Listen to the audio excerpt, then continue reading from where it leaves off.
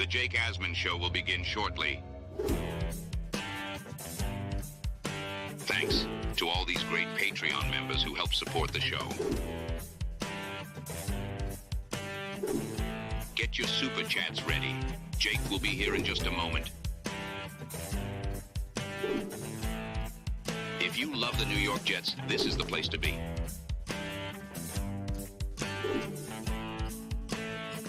And now, the Jake Asman Show.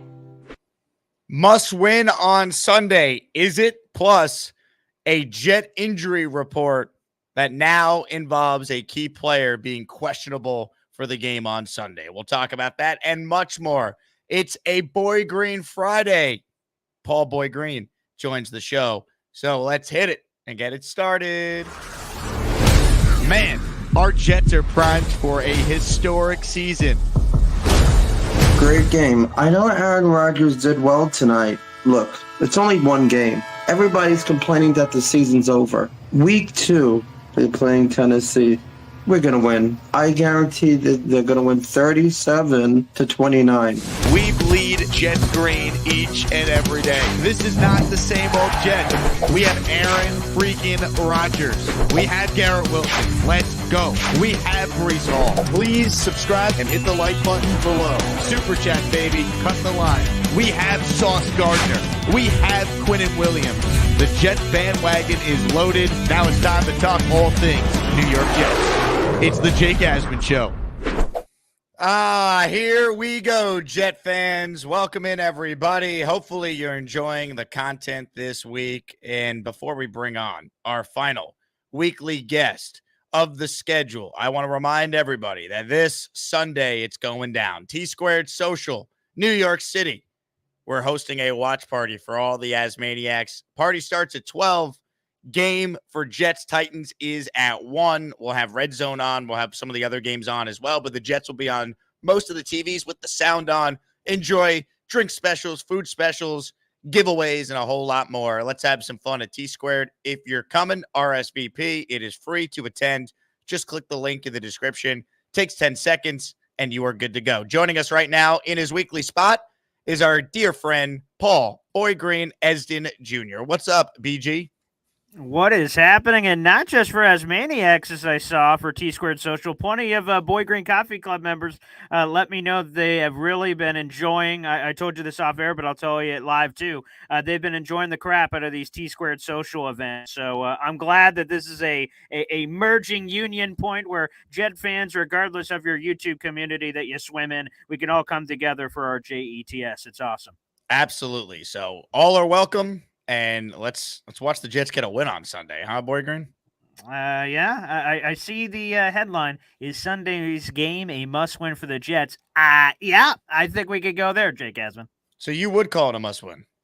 For sure. I mean, look at the analytics. They speak for themselves. And look at even everyone talks about from 1990 through today. They talk about those stats and saying, wow, this many teams happen to this. For instance, in those analytics, when you start off 0-2 from 1990 to like 2022, there only 11% of those teams make the playoffs. It's an even smaller percentage when you consider the recent times where we have 17 games and obviously an extra playoff spot on each side. When you look at that, it's only 9% of teams that start 0-2 end up making the playoffs. So the numbers speak for themselves. You don't want to be attempting to make that kind of history. It's not 0%, but 9%.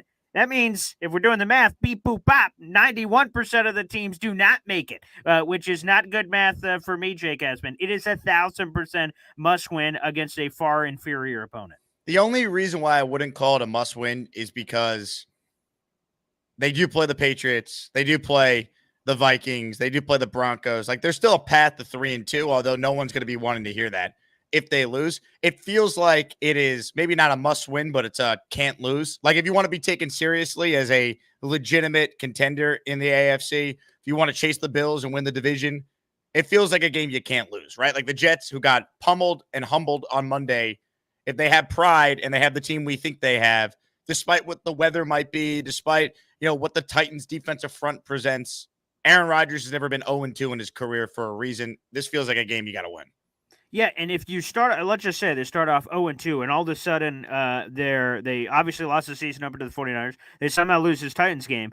They won't be taken seriously for a long time. If they come out, and we're both going to be there, we're there for Jets Patriots home opener, they kick their ass. While that will be entirely thrilling to see in person, the rest of the NFL is going to be like, the Jets have arrived. Or if they smack around Denver in week 4, that's not going to happen. Week 5, Minnesota, London. No, that's not going to happen. So it's going to take a long time if they don't win this one for them to be taken seriously. If they win this one and then start smacking around all these other teams they should beat, all of a sudden the perception is a lot different heading into that game we all have circled, which is the week 6 Buffalo Bills Monday Night Football game, where it seems like it's going to be Bills or Jets winning this division. We'll certainly get to what happened last night with the Dolphins and the Bills coming up here, but I do want to get into the injury report from the Jets here because it just was released, their final one ahead of this game on Sunday. And the two players to watch, Michael Clemens is listed as questionable with a triceps injury. Now, he was a full participant today, which trends towards him playing.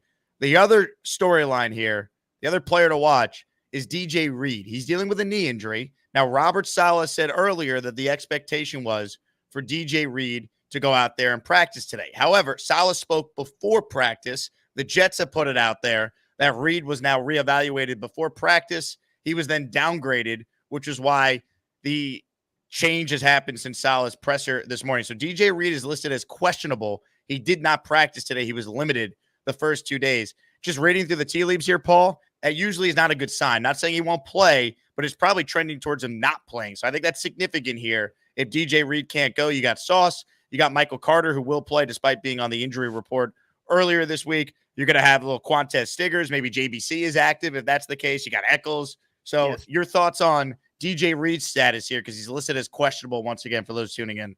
Yeah, it feels like one of those classic Saleh things. Earlier in the week, when DJ Reed was limited, he was like, knee soreness, nothing to worry about. He's going to be good. And then as we progress through the week here, nothing to worry about, nothing to worry about, nothing to worry about. And then all of a sudden to get this, you're right. It's not a great sign that we suddenly get a reevaluation after something Saleh has said. So that is not great news for DJ Reed, but we'll see. I don't think it's 100% one way or the other that he's clearly out or he's clearly playing. This one will have to be, especially with something like knee soreness, since it doesn't seem like there's a specific injury they're publicly putting on it yet. My question is, can the Tennessee Titans even take advantage of it if DJ Reed isn't there? I love our depth. I think the Jets have one of the deepest cornerback rooms in the NFL. Brandon Eccles has started games before. He has that kind of experience. Quantez Stiggers did not look like he didn't belong in the NFL when he's gotten opportunities in training camp and also when we've seen him in the preseason, which has been incredibly exciting. And then you mentioned JBC. If he's healthy, obviously he's shown some chutzpah this offseason as well. Plus, if we're being honest, let's evaluate the other side. DeAndre Hopkins does not look fully healthy. He only had one catch for 8 yards last week. Calvin Ridley looked pretty good, all things considered. And then Tyler Boyd, I heard him talking that talk about Sauce Gardner being, he's beatable. Okay.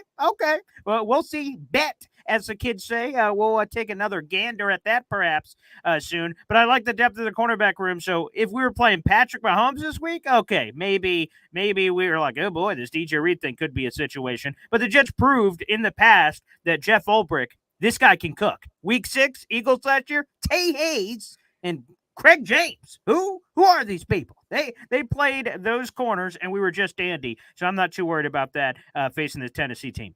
Yeah, the one thing Tennessee does have, at least on paper, is they have some talented receivers. But as you said, we sure Will Levis is capable of taking advantage of it. Plus, look, I expect the Jet defense to bounce back. And the one thing, as you already brought up, they won a game last year without Sauce and DJ Reed against an undefeated Eagles team. So they should be able to get by. And you also don't need to try and win games 19-14 every week now. Like, this offense should be able to score some points with Rodgers at quarterback with another game underneath him. So not having Reed would be a loss, but it's not an excuse. It doesn't change how I think every Jet fan should feel about this game. With or without Reed, they got to go into Tennessee, into Nashville, rip out the Titans' soul and get a win, and then let's get set for a home opener 4 days later against the Patriots. But Jake, obviously the bigger loss is what you start with. Michael Clemens possibly not playing. I mean, Gary's got to be crying right now. He is the straw that stirs the drink on that defensive line, baby. Who doesn't love them? So Michael Clemens, who Saleh was giving a lot of flowers to earlier this week, is one of the better run defenders they had against the 49ers in an effort where they gave up 147 rushing yards to some guy named Jordan Mason. Clemens looks like he's going to play, so don't worry, Gary. Clemens, oh, thank goodness. He'll be out there. Now, the Titans injury report, they're pretty much full go, fully healthy. Okay. No one's even listed as questionable. L'Jarius Sneed was limited today, but he has no game designation, so he's good to go. And that also includes Jamal Adams, who was out last week with a hip injury. Shocking, Jamal Adams is hurt, but Jamal Adams will play for the Titans on Sunday. And if there is a God, Aaron Rodgers to Garrett Wilson torching Jamal Adams in coverage needs to happen. Yeah, I spoke to a couple of Tennessee Titans people. I got a lot of people down there, which is super fun. Jamal won't be starting, but they do have a package for him, and it's funny. They plan on using him, according to some of the Titans people I've spoken with, as a quasi linebacker and big nickel. So there are going to be chances if Hackett / Rodgers schemes it up right, where you can have a little Garrett Wilson, Jamal Adams action, which would be funny because Jamal Adams helped us deliver Garrett Wilson and Elijah Vera-Tucker for that matter too. So that would be a lot of fun. So yeah, Jamal Adams revenge game. Let's fire up those wagons. Let's go. All right. Comments, questions, super chats.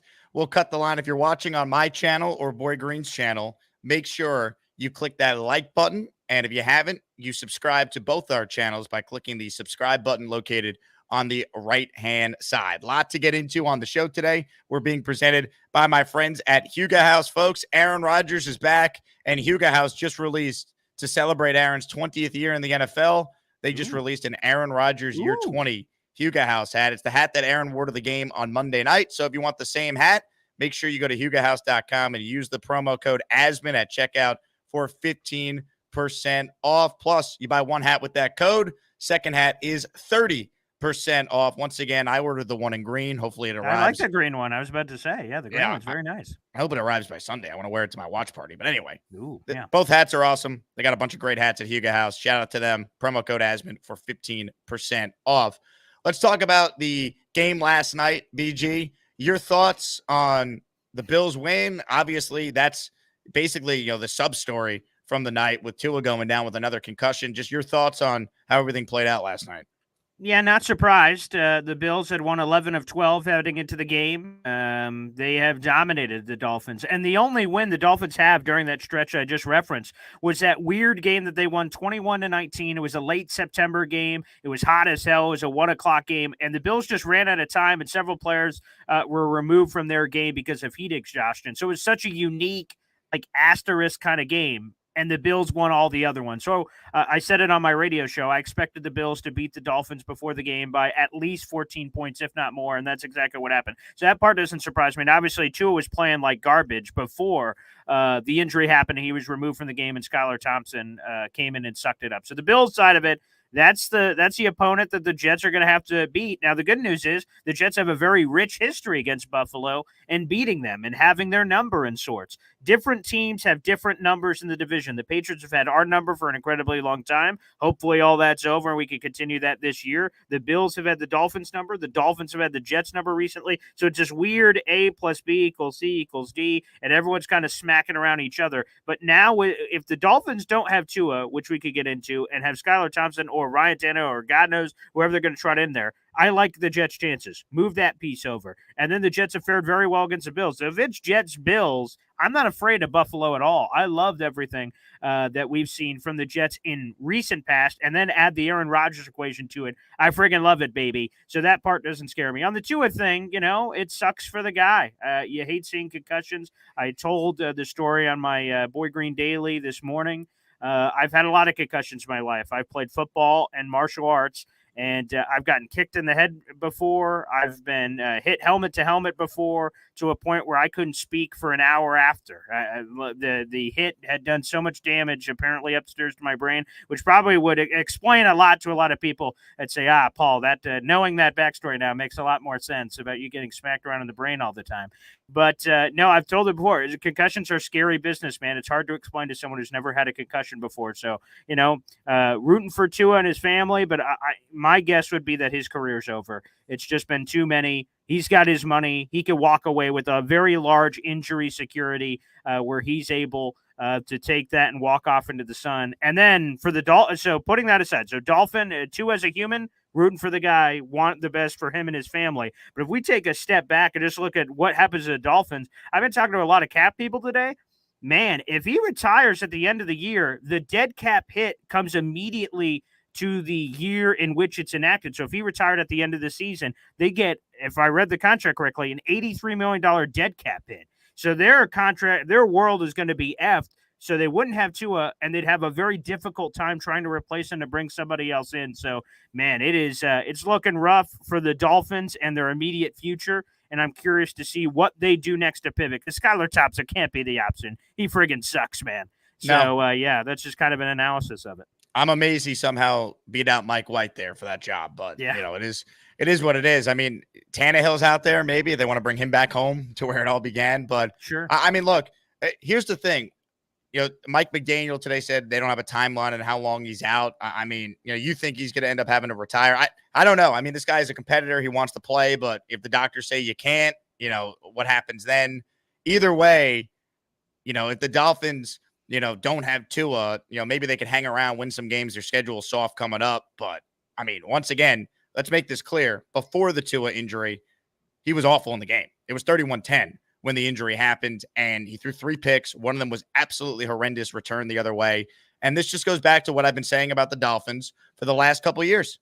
They're a front-running team. They are good against bad football teams, but when they play any team that is decent, they lose every time. They're 1-11 against winning teams in their last 12 games. So I've always viewed the Bills as the biggest threat for the Jets. They've won the division 4 years in a row. I never bought into Miami, and without Tua, forget it. But I wish Tua all the best, but I'm not surprised in the slightest. I had the Bills last night, Bills money line.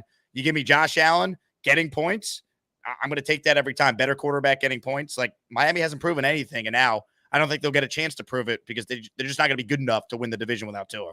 I agree. And by the way, on the Dolphins side of the equation, I mean, let's just be honest for a second. When you take a gander at this team and you see everything that they've been going through, to me, I think it's pretty clear that they're not going to have those opportunities. Last year seems like an outlier. Tua played the 17 games and said, hey, pay me. I'm like, damn. When you look at his full career, that one outlier seems like the one that you kind of raise your eyebrow out, not like a sign of things to come. So God bless him for getting the contract when he did, because if he would have went into the season and this happened, the Dolphins would be in a much different situation. And it's unfortunate, but the guy just can't stay healthy. He's been battling injuries throughout his entire career. Yeah, and I'll say this too. Like, I want to make it clear, the Jets got to handle their own business. You know what I mean? Like, the Dolphins seemingly being weaker here means nothing if the Jets don't take advantage of it. Like, go out there, handle your business against the Titans and the crappy Patriots and the Broncos and get the 4-1 going into that Bills game, which will have major ramifications for the AFC East.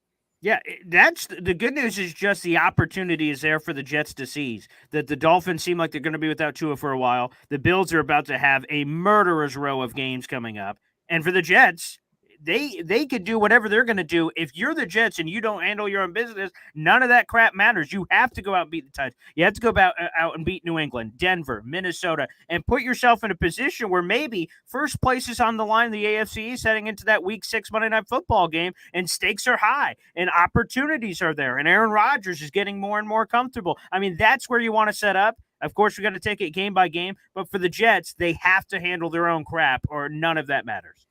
Hit the like button if you're tuning in. We're talking with Boy Green, weekly spot on the show.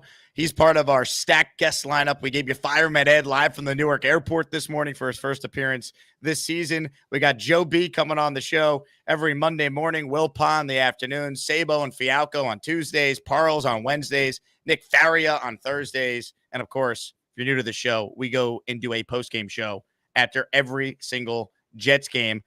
Gustbuster hotline's open for some callers. We'll get to those coming up. Let's get to a few super chats as well. Super chats always cut the line on this program, and this first one is from the Hennessy Heisman, who says, let's be real. Tua was trash before the injury, 100%, and he's not good in big games. And we've seen this over and over again from the Miami Dolphins. And at some point, maybe people will listen when we bring up the fact that they do not play well against any team that has a winning record. And look at the 3 picks. One, okay, the first one you don't want to blame on Tua. Fine. The receivers should have been paying more attention. It doinks right off his chest, goes into a Bill's hands, and that's intercepted. Okay, fine. That one's not his fault. The second one, he threw it right to a Buffalo Bill, intercepted. And the third one is the Will Levis level egregiousness, where he's trying to get out of sack and he just sky mails it. And then Bill's like, oh, holy friggin' crap. Jackpot. Remember that game when we were kids playing a little jackpot action? Grabbed that, walked it right to the house. That's a dumbass play that someone who's a $200 million quarterback should not be making. Dumb. Hennessy Heisman, you call it as it is, man. He was trash before the injury. He's shown flashes. He's shown sparks. But for the majority of his career, come on, man. It's been trash. Super chat from the Hennessy Heisman who says, okay, back to my Jets. I want to see Rodgers come out slinging the rock. How about we start with the pass to set up the run? A-Rod is ready. I think it depends on the weather, too, in this, right? I mean, if it's going to be raining and nasty, I don't know if you're going to play it that way. I do expect the Jets to run the ball a lot better because I think the lack of a preseason for 5 new starters out there, I think that was really impacted in the running game. I think pass protection is more kind of individual sets, so it's easier to kind of get going. And I was impressed with the pass protection. I thought Aaron had a lot of time to operate, but I do think the Jets will run the ball a lot better in this game. That said, they want to take some chances downfield. How about a go route to Mike Williams to take the top off the defense? So I'm with you, Henny. If they opened it up a little bit more early, I'm on board.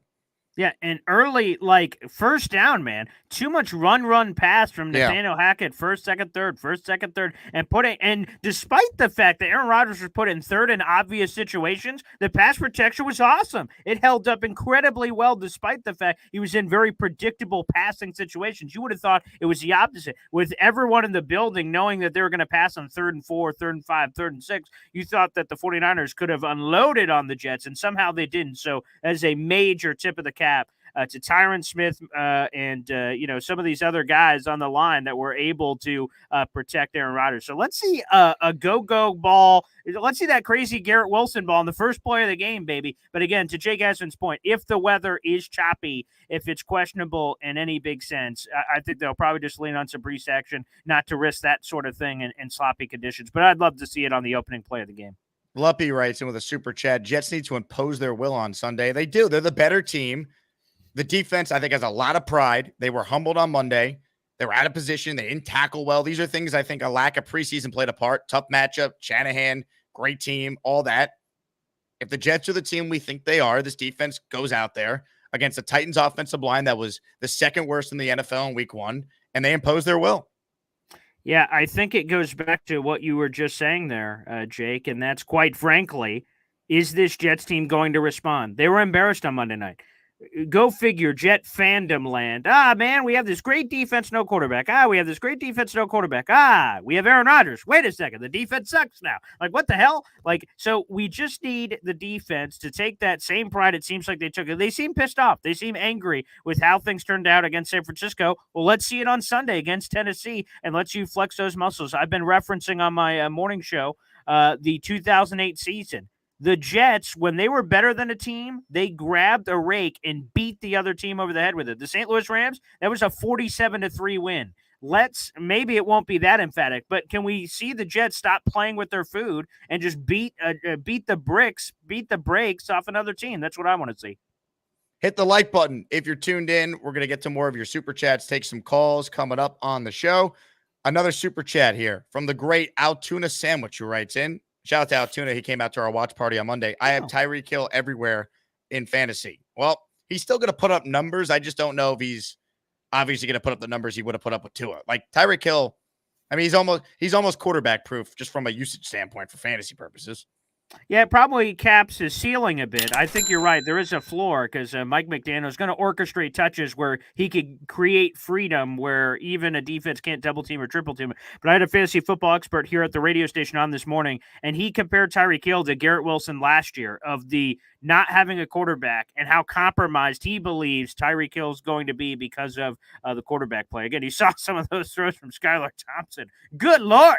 He couldn't hit the broadside of a barn. He couldn't hit water if he fell out of a boat. It was tough to watch. All right, ladies and gentlemen, it's time to call out one of the biggest frauds in the history of the word fraud. So Alan has been ducking our show for months. We simulcast this show you're watching right now on Boy Green's YouTube channel. So as his way to try and get around his boycott of my show, he's commenting right now on the Boy Green channel, and he's up to his same bunch of nonsense. So Boy Green, if you don't mind, put Alan in a Shadow Realm timeout because I'm not dealing with his nonsense here. Alan, you are an absolute coward. Nobody has any respect for your nonsense. In fact, we will see you later. I'm glad to be in Asman's Shadow Realm. Into the Shadow Realm you go. Aaron Rodgers is a glutton for fame. I don't think he loves his teammates. I think he loves attention. GFY. First word is go, and the last word is yourself. Boom. Hey, Jake, my quick question is, what is your normal timeout for Alan? How long? I have a couple of options. I've never used this before. I've never thrown someone in the Shadow Realm. This is fun. How long do you throw them in here? It's only for this stream, so just give him a 24-hour pop. That way you don't have to worry about it. Okay, there you go. Sorry, Alan. You've been thrown in the Shadow Realm. See you later, Alan. You bum. I don't have time for your nonsense. All right? Go root for Joe Alt. Go root against the Jets. I'm not dealing with it. All right. I mean, that is like the weakest thing I have ever seen, to try and boycott this show and then comment on the same show just from a different YouTube channel. How creative. I appreciate that. But if anyone is over there on the Boy Green channel, like the video, hit subscribe. Join the Boy Green Coffee Club, baby. Appreciate you. Yes. Ladies and gentlemen, Brandon Bradshaw with an Asmaniac Super Chat. Yeah. 3 hours, my wife and I are headed to Nashville. Let's go. Bring us a W. Now, I'll say this too, by the way. Zach Rosenblatt had a tweet. Loud jet chant just heard at the Newark airport. And a couple of my listeners were like, that was us. So that's cool. There is a lot of Jet fans making this trip. A lot. In fact, the flight that Fireman Ed was on, I was told by the big fella who was also on that flight that when they landed, the flight attendant said, go Jets on the loudspeakers. And there was a jet chant led by Ed on the plane. Oh, that's awesome. Well, I've heard, again, I know a lot of people down in Tennessee who cover the team and are with the team.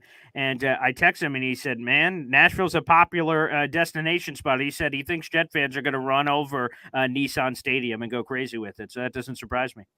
Luppy dropping a 5 spot of channel memberships. We're getting it rolling, baby. Let's get some memberships on this channel, the Boy Green channel. Shout out to the Lup Man. And as I like to say, the Lup Man delivers. Here we go. We got 5 names to read. The following listeners are now Asmaniacs: DJ Tiger, J Ramirez, Kevin Pro 97, Romero, True Heel, and Charles Barkley. What's up, Chuck? You guys are officially Asmaniacs. Welcome, welcome, welcome. Boy Green, before we get to some of the calls, I want your thoughts on where we're at with Hassan Reddick. Now, Connor Hughes reported that the two sides at least were talking, but there's nothing new in regards to a deal possibly happening. What's your take on the latest with Reddick? Does he ever play for the Jets, or where are you at with everything? Yeah, I know there are a few, like I do the show with Woody, and he thinks that Reddick will never play for I just don't see that. I just don't understand how the Jets would reach there. Samini today, ESPN, Samini, and a bunch of the people that work at the mothership proposed trades for Hassan Reddick of where he would go. And Samini said it's hard for him to envision Reddick ever playing for the Jets. I'm like, damn, I don't know where that twist has come from. Jeremy Fowler obviously came out and he said he spoke to league executives and he believes the Jets will ultimately trade Reddick. Again, unless it's for something right now, that makes no sense. I don't give a flying hoot if we get a 3rd round pick in 2025 and it's like equal value, like you step out. You already lost JFM, excuse me, and Price up. You can't get those guys back. So if you lost those two already and you lose Reddick, then what is the answer on the defensive line that you're going to find randomly? What, Yannick Ngakoue in free agency on September 13th? Does that rev the engine for you? Like, to me, I don't like those answers. So, yeah, I see Nate here. I'd prefer to ruin his career. I will. If Reddick never plays another down in the NFL, that's the greatest day of all time. We have his rights. He is never going to play football for another team unless the Jets do something, which is nothing. So he has to show up. He has no choice. I'm not letting Reddick win by giving him as one of the trades on ESPN to the Kansas City Chiefs. F that.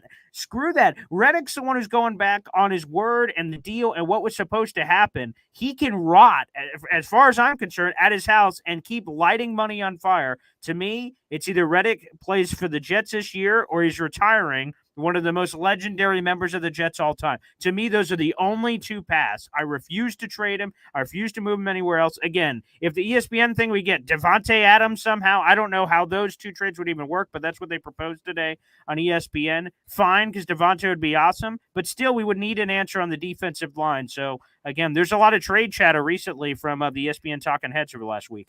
I just don't really see why they would trade him because you're not getting anything for him. And this Devontae stuff is nonsense. Why would the Raiders want to acquire Reddick and then have to give him the contract the Jets don't want to give him? And they're in the middle of a losing season, to be honest. I mean, if they're trading Devontae, it's because they're out of it and they're not going to keep him next year. So you might as well get something for him on the way out. So why are you bringing in Reddick, who's a free agent, and then it's not going to play for you unless you give him a contract the Jets obviously don't want to give him? Yeah, that doesn't make any sense. So, yeah, that has been the chatter, that's been happening here. So, to me, it doesn't make sense. And, again, I reiterate that I don't give a flying hoot. The Jets have made their stance. They've drawn their line in the sand. We are not trading Hassan Reddick, and I hope they don't bend the knee at some point out of frustration. They hold his rights. He has to show up. And eventually he will, in my mind. So I do believe he eventually plays for the Jets. And again, if he waits till November, I think he's an idiot. Even if he does that to get the minimum amount of games required, he will never get paid the number he wants. And you can't get the age back. He is 29. He turns 30 at the end of this month. Happy early birthday, Hassan Reddick. He's only getting older. His skills are only diminishing. So him waiting, he loses. I don't understand the strategy. Kaio writes in, why does Rodgers never starting 0-2 make me feel encouraged and terrified at the same time? Because you're a Jet fan. Yeah, basically, that's it. But that is a stat, apparently, that's out there in the universe. He has never started 0-2 before, so there's that. If the Jets are the team we think they are, they have to win this game. That's just how I look at it. Like, they just find a way. It's not technically a must-win, but it's a can't-lose. Yes, yeah, sure. We could change up the word salad, the vernacular. Long story short, the Jets have to walk away from this game with a win. They can't lose this game. People would start to question their legitimacy if they lost to this Tennessee Titans team. The Titans played Caleb Williams in his first game ever, and he threw 93 passing yards. Aaron Rodgers is in year 20. He should school the Titans secondary. Caleb couldn't take advantage of the holes that were in that secondary. Aaron Rodgers sure as hell can. He was getting rid of the ball incredibly quickly. The pass protection was terrific. Yes. Jets got to open a can of whoop ass. Can of whoop ass. Let's go. By the way, I'm seeing some videos of Jet fans in Nashville. It is just a sea of green. Sea of green. Love it. Way to represent all the fans who made the trip. Hit the like button if you're tuning in. Make sure you subscribe to my channel and Boy Green's channel. We talk Jets each and every day. Boy Green gets you started at 7:30 in the morning. I get you started around 10 and then 4 Monday through Friday. We're giving you a post-game show on Sundays after Jets games, with the schedule. There's a lot of late nights with all the primetime games, but Paul and I do our best to cover this team each and every day. The Gustbuster Umbrella Hotline is officially open. First up is Purple Belt Mike. What's up, Mike? What's up? I got a bone to pick with Dolphins fans. The Dolphin fans will be in our chat. You know, the Stay Zooted guy, the Glenn guy, and all these idiots. Where are you now?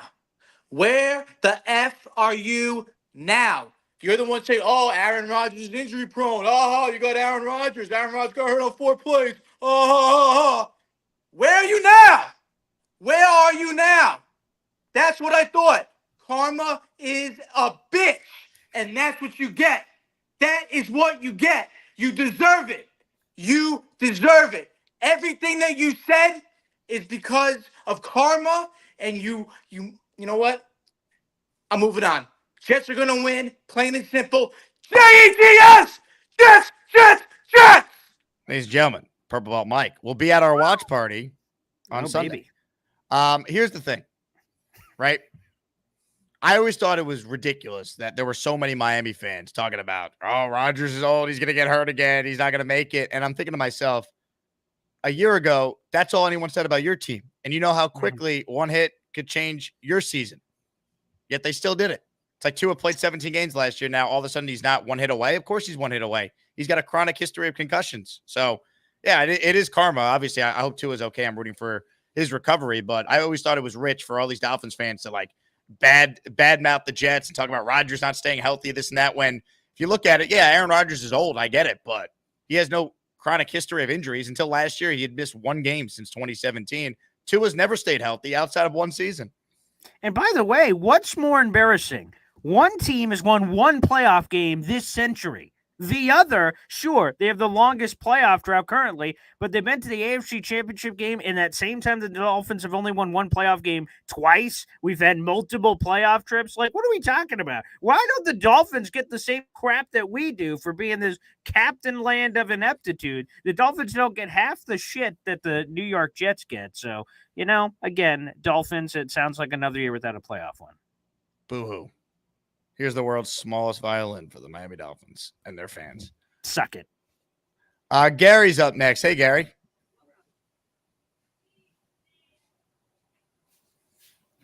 Tough to hear you, Gary. Any takes for us? Your volume's coming in really faint. What do you think? Oh, there he is. Hey, Gary. Oh. Hey, y'all. How are y'all? Hey, Gary. How's it going? Good.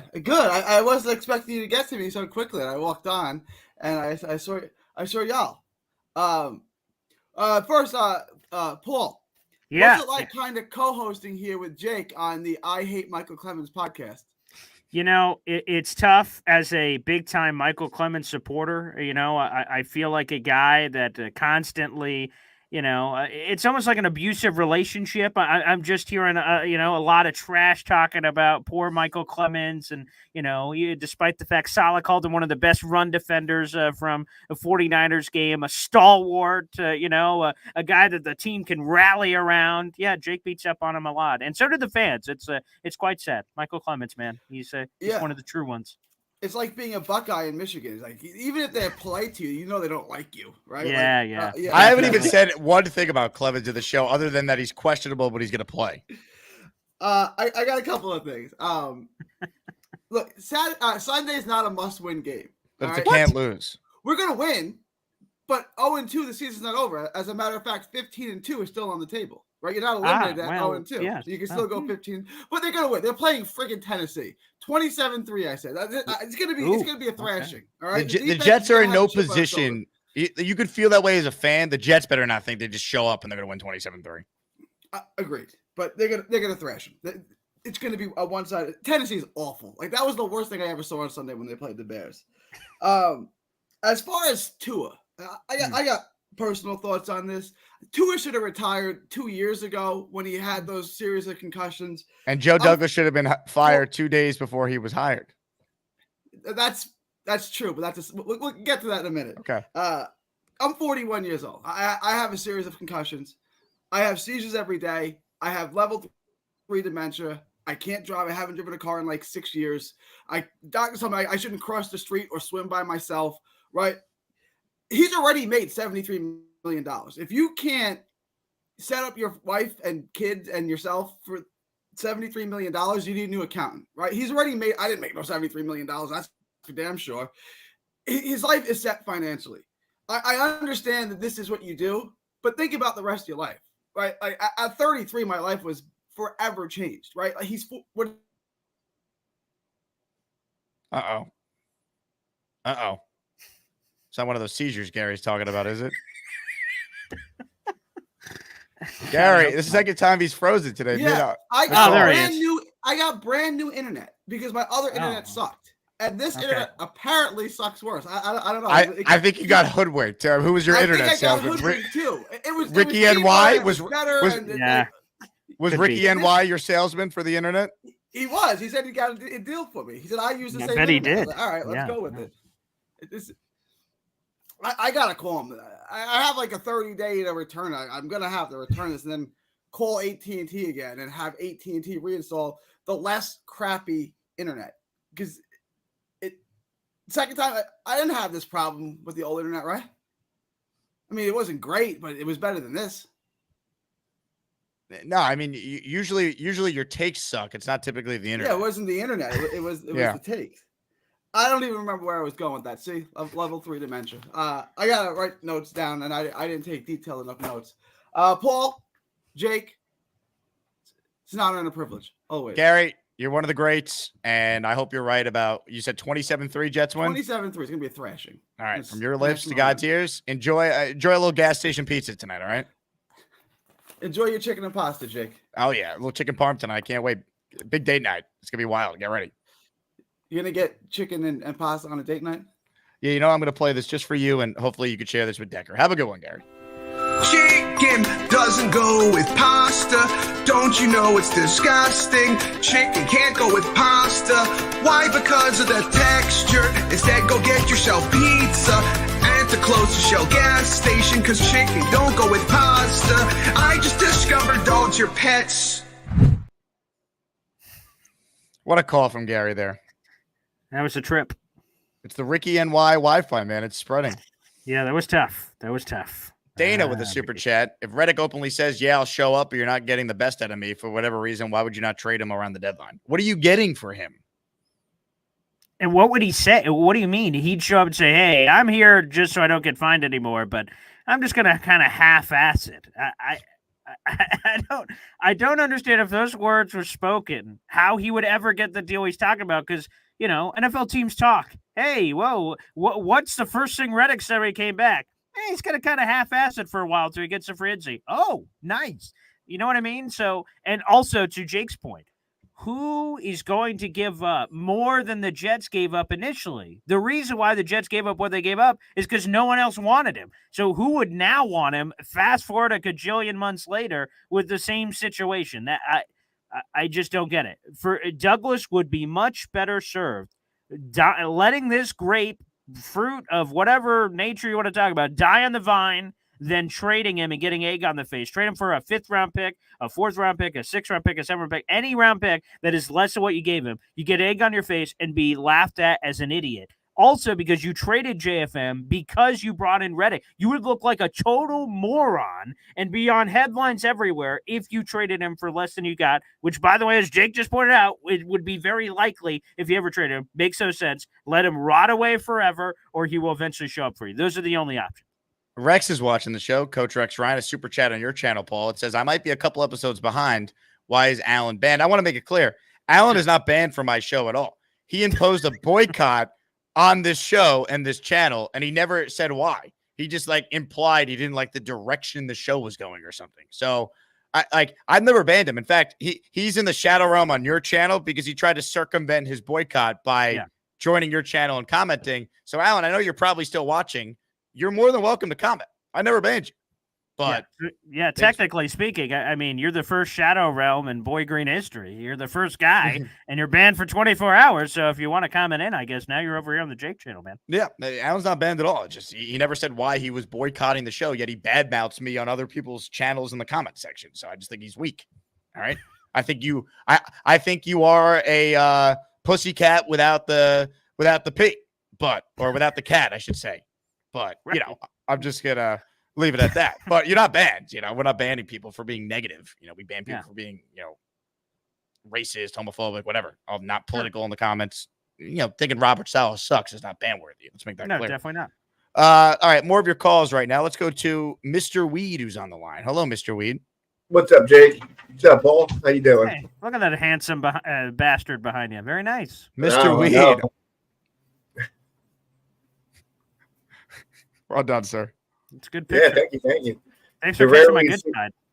Yeah, they're rarely seen Boy Green Squatch. Wow, yeah. He's got a little more height on me. I wouldn't mind that. Yeah. Oh, yeah, me too. Trust me. I understand that. Wow. Yeah. I am with Gary on we're going to just whoop the Titans' ass. It's going to be glorious, Jake. I can't wait to watch it with everybody. How glorious are we talking? I'm gonna go 27-3, like he said.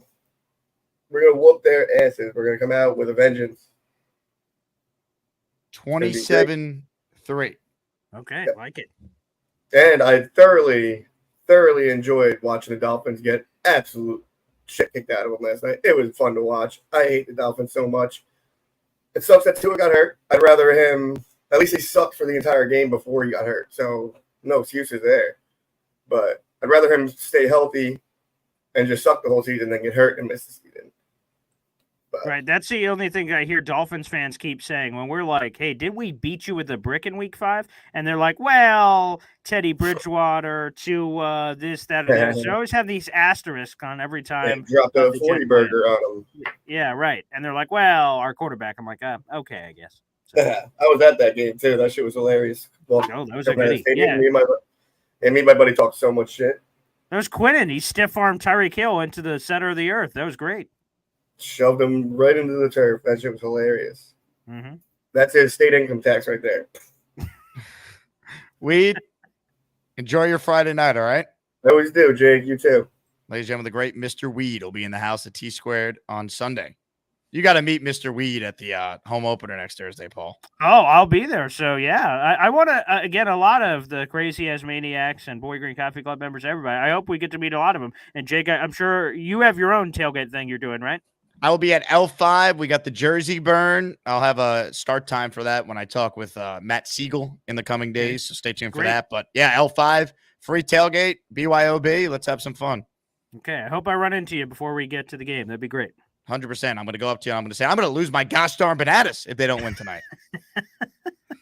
Hopefully no bananas lost.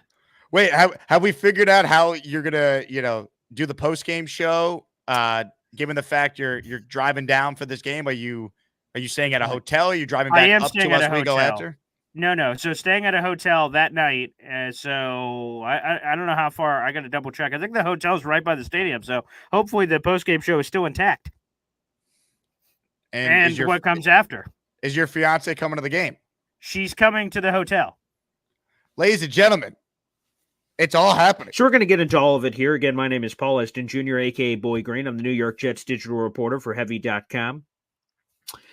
We come 2 hours after every final whistle here for the postgame show. And I'm going to be honest. The only good thing that happened to me late tonight, early this morning, was making sweet, passionate love to my fiance, which I did. After the article was written and that kind of stuff. That's the only good thing that happened. Not great. Terrible. So it sounds like I'm winning on Thursday night no matter what. Great. You're a world champion. In fact, Aaron Rodgers has submitted this message. Hey, congrats on the sex. I knew he told you something when you guys met up at that UFC event. I was always curious. Congrats on the sex to Boy Green. Appreciate That's what that. he said. He's like, I can't wait for Fridays at 4 during the season. I'm like, you're going to be watching, Aaron? Yeah, nice. What a guy. I knew it. Hit the like button because who doesn't like the topics we've discussed so far on today's show? Make sure you guys subscribe to the channel. Let's get back to your calls right now. Tim is in Fishland, and he's next. Hey, Tim. Going on, fellas? Tim. Paul. So you bringing the wife to the game next week? She's not coming to the game part. She's just coming for the hotel part. Just for the post game. Okay. So if we win, there's going to be some cheek clapping.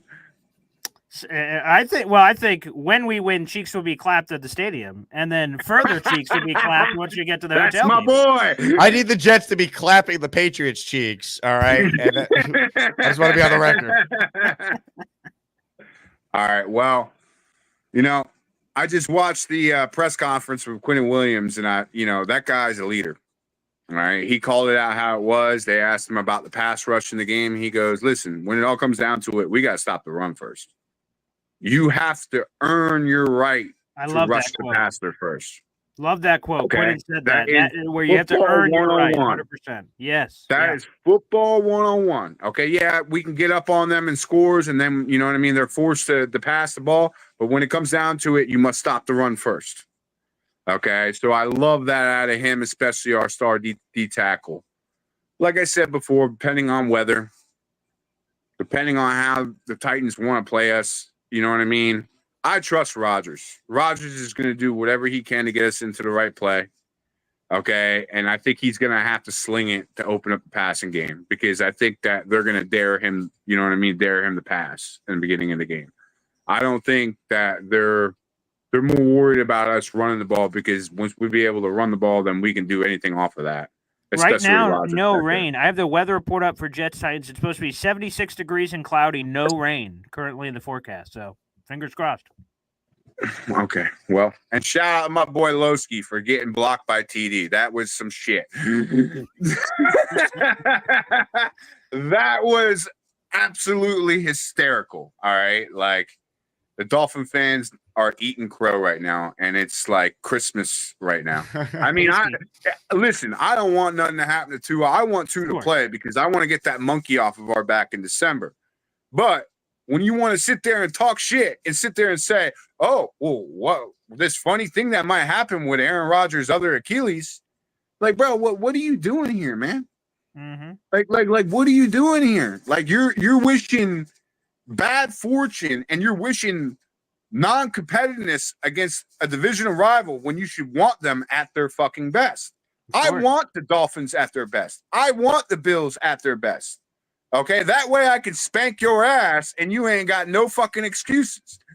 So it's been a weird show. We've talked about cheeks being claps, asses being spanked. Yeah, Tim, thank you. Appreciate the call. What a time. That's a lot of language there, too. A lot of language. FPP has gifted a membership on the Boy Green channel. Hey, now. And that membership goes to Cactus Johnny. All right, Cactus Johnny. You remember the Boy Green Coffee Club, baby? Yeah. All right. It's all happened. Make sure I didn't miss any super chats here. We're seeking more channel members on this channel. I have an emoji I want to add. Okay. It is the Robbie Sabo emoji. We're going to try and come up with an emoji for each of our weeklies. So, Boy Green. Oh, that's cool. Someone's going to get one for you, either Joe Mike or Gator or Snowball. We have all these great, talented people in the community that make the emojis, or the Edgemos, as the great Keith Best would call them. Also, I'd like to always also share, I am also seeking more members on the channel. I am equally seeking more members on the Boy Green YouTube channel, baby. So let's go. That's a cool way to honor everybody. That's awesome. It's an elite group, baby. Elite. Dan writes in, Jake and Boy Green, should the Jets wear all black for the Patriots funeral next Thursday? Let me say this. Yeah. Only if they win Sunday can you do that. That's true. Because if they're 0-2 going into this home opener, you can't wear all black because then everyone's going to say, oh, the Jets funeral, if they lose tonight, they're 0-3, the season's over. Salah's going to like, so you can only do the all black thing if you are 1-1 going into the game. And even then, it's not even the Patriots funeral because they're at the worst 1-1 going into that game. 100%. Yeah, but I mean, obviously, the black is gonna. We'll both be there. I can't say that enough, and it's only 6 days away, which is awesome. But yeah, the black's gonna look good. I'm glad we're unveiling the green for the first time in the regular season. Those green jerseys, baby, which are awesome. So I can't wait. Yeah, the green jersey, white pants is the look this week. Last week they wore the Peter Griffins, the white jersey, green pants. I don't know what they're gonna wear. Say that before. That's funny. The Peter Griffins? Yeah, I think they're gonna go all white for the home opener. That's just my feeling. Really? No one's told me that. I don't have any inside source on the uniforms, but I don't know. Feeling, well, you don't have inside source on the uniforms? Come on, Jake. You were dropping bombs for months. Different source though. This person wouldn't tell me about that. That was different. I don't know who what they're gonna wear on game day. They should just reveal that. Other teams do a uni schedule release where they tell us where everything's happening, but it's neither here nor there. EJ with a super chat. Do the Jets stack the box and make Levis beat them? I certainly hope they do. And here's the defense I would deploy for Will Levis. It's called the Zach Wilson defense. Go look at every game the Jets played last year and copy that style of defense until Will Levis proves he can beat you, and then adjust if he starts making plays. 100%. Again, the video is, the headline. At Sunday's game, must win for the Jets. Full game preview. If you would have asked me, hey, Boy, what's your key to the game? He's loading the shit out of the box and forcing Will Levis to beat you. And I am running a ton of run blitzes. Sometimes you can just run a blitz, and then you happen to catch a run in it. No, I would purposely say, I think they're running here, and I am blitzing my linebackers. I'm blitzing in the A-gap. I'm crowding the line, and I am just blitzkrieging their ass. I refuse to lose this game to Tony Pollard. I refuse to lose this game to Tyjae Spears. If Will Levis goes Joe Montana, fine. I will live and die by that result. But there is no way on this blue earth that we are going to lose this game on Sunday because Tony Pollard ran for $150. Absolutely friggin' not. And by the way, Tony Pollard, for all things considered, he looked pretty good last week. He looked like pre-broken leg Tony Pollard. So I refuse. They are not going to beat us that way. I am forcing Will Levis to beat us 1,000%. Jeff Obrick, who spoke yesterday, here he was on his defense. No, I'm extremely confident in the group we have. I love every single guy we got in that defensive line room, and they got a lot of pride, and I anticipate them answering the call this week. I really do. Damn straight, as they should. And that's been the message. It's almost been a level of arrogance, but I'm cool with that if the result works. Like Sal was like, we're going to get that fixed. Ulbrich, when he was asked, hey, what are we going to see on Sunday? And he said, the standard. We're going to see it. They are bouncing back. We've been punched in the mouth before. But that's all talk until they do it. So let's see how they respond. Here's the defense I want to see from the Jets against Will Levis on Sunday. Ready? It's called the Zach Wilson. Mm. All right. This is how you stop the mother effing run on Sunday. Mm-hmm. All right. Put 11 guys in the box if you have to. Sure. I mean, this is what Brees dealt with all last year. Mm-hmm. Stack poor bastard the box. 1,000%. Even this player, Brees is so good, man. Just turning this into like positive yards. Something. Yeah, right. But look at that. Every play of just like, look at go, this. Just go, running right go. into it. Like, and this is where Rodgers will check out of it and hopefully hit Williams, Conklin, get him and Bob Moore. Garrett's going to get his 10 or 11 targets every game. I hope he gets even more than that, to be honest. And Aaron's been kind of sneaking, words in all week that he will. Like, what happened to that awesome drive where they went all the way 7 yards down the field? It was Garrett Wilson. Just like Cooper Kupp it like the Rams do and just pepper Garrett Wilson with a billion target. You look out there while Legarius is giving him 5 yards. Blue, blah, Egyptian Pharaoh. Whoop. Throw it out to Garrett Wilson. Get an easy 5. Come on, baby. Need it. Let's see. Okay, caught up on super chats. More of your calls right now, ladies and gentlemen. It's become a Friday staple with this guy. Barbarosa's on the line. Hey, Barbarosa. Jake, Boy Green, what's going on? Happy Son! Friday. Cheers to you both. Yeah, dads. Yeah. This is a family reunion every Friday. It's fun. But cheers to you guys. I just wanted to talk about the Tua concussion. When I was sitting on the can this morning and I found that out because I couldn't stay up for the game. And I really felt bad for him. But then after I got over that, Dolphins fans, just enjoy your crystal meth or whatever this year because you guys they've all talked so much crap the whole year about Aaron Rodgers. So, it's karma and it sucks for them. So I don't feel bad for the fans. I hope Tua is healthy. And if he plays again, that's great. If he doesn't, that's probably what's best for him. But the fans can just, watch a different sport this year or something like that. I don't care. I appreciate you letting us know that you found out about the Tua injury on the cam this morning as well. Yeah, that's where I do my best thinking, dude. I'm telling you right now. Oh yeah. Yeah. I got a brand new sponsor about that coming soon, by the way. So stay tuned for some info on. I'll say it. All right. If you guys need bidets, I got you coming soon. Really? Ooh. Wow. Oh yeah. Fancy. Oh, yeah. Okay. I'll drink to that. Cheers, Barbarossa. Are you coming Sunday? I really want to. It just depends on how much work I get done because I got a new teaching job. So I really want to. So we'll see. We'll see. Okay. Barbarossa. Jets Patriots Thursday? That game probably not. That probably not. But okay. But Sunday is definitely an option. T-Squared Social. Come on now. Yeah. Barbarossa, you have a hell of a weekend, all right? Ladies and gentlemen. Barbarossa. See you next week, son. Yeah, very important detail that he was on the cam this morning. Finding out about Tua's injury. It's amazing. What a great guy. He's becoming one of my favorite callers you have, man. He's terrific. He only calls like on the Friday show with you. He doesn't call any other time. Really? He doesn't call my shows. It's only when we're together. Where to get both parents in the same whack. There you go. I love it. All right, more of your calls right now. So you just saw I held up that coffee mug, right? This is what we call the Bobby Midnight specialty mug that we had in the merch store for Bobby's birthday. We made this available in a mug form. So I think it's fitting that we now bring on the man of the honor. He was unavailable for the first show today. So for this entire fan base, it's the first time we hear from Bob in Vermont on a Football Friday. Hi, everybody. This is Bob from Vermont. I am Bob, of course. Well, I had a call from I forgot this Friday was the diabetes stopped calling me. So I forgot. It's okay. So you're doing a bidet now? You're gonna have a sponsor for a bidet? You didn't hear all the details just yet. I know. Well, okay, I wonder what that's gonna be like. What do you mean? It's a bidet. Yeah, I know. Never that's like had a one. Bernie commercial. It sounds gonna like clean- a Bernie commercial. No, it's gonna clean your rear end. It's gonna be great.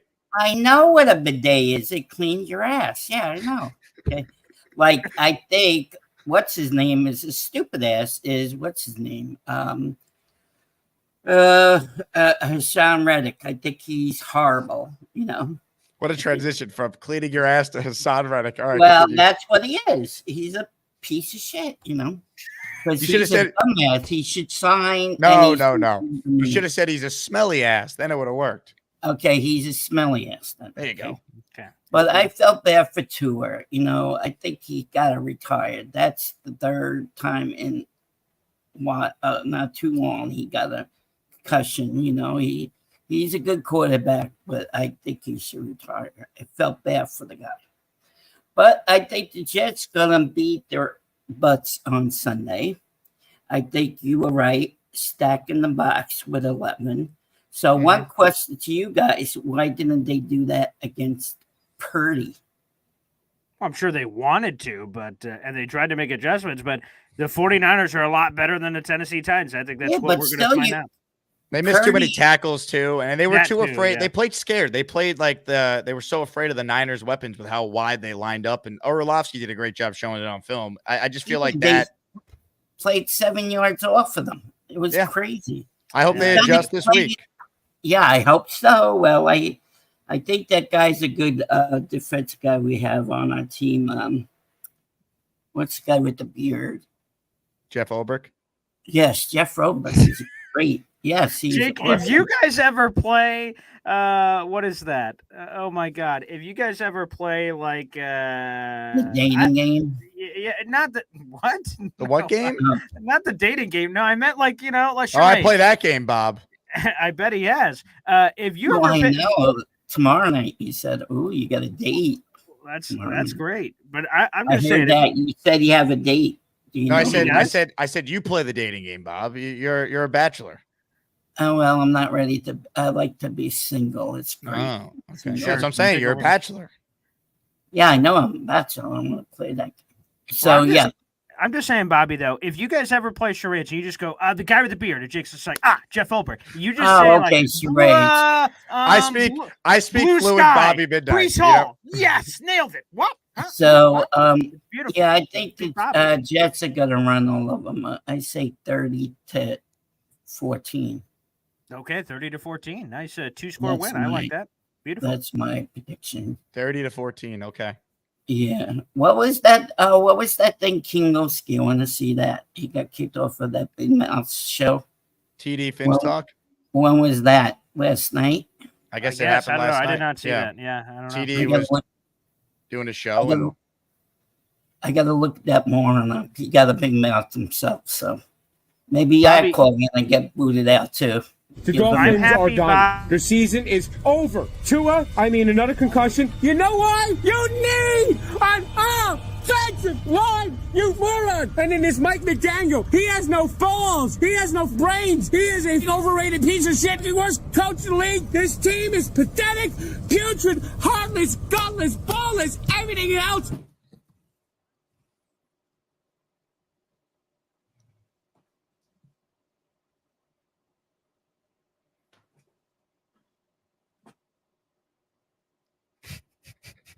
What was that guy? Who was the yellow man? Finstock thing is I saw that earlier. Oh my God, that was hilarious. At least he got shut up once in a while. That guy never shuts up. Oh my God, he runs his mouth.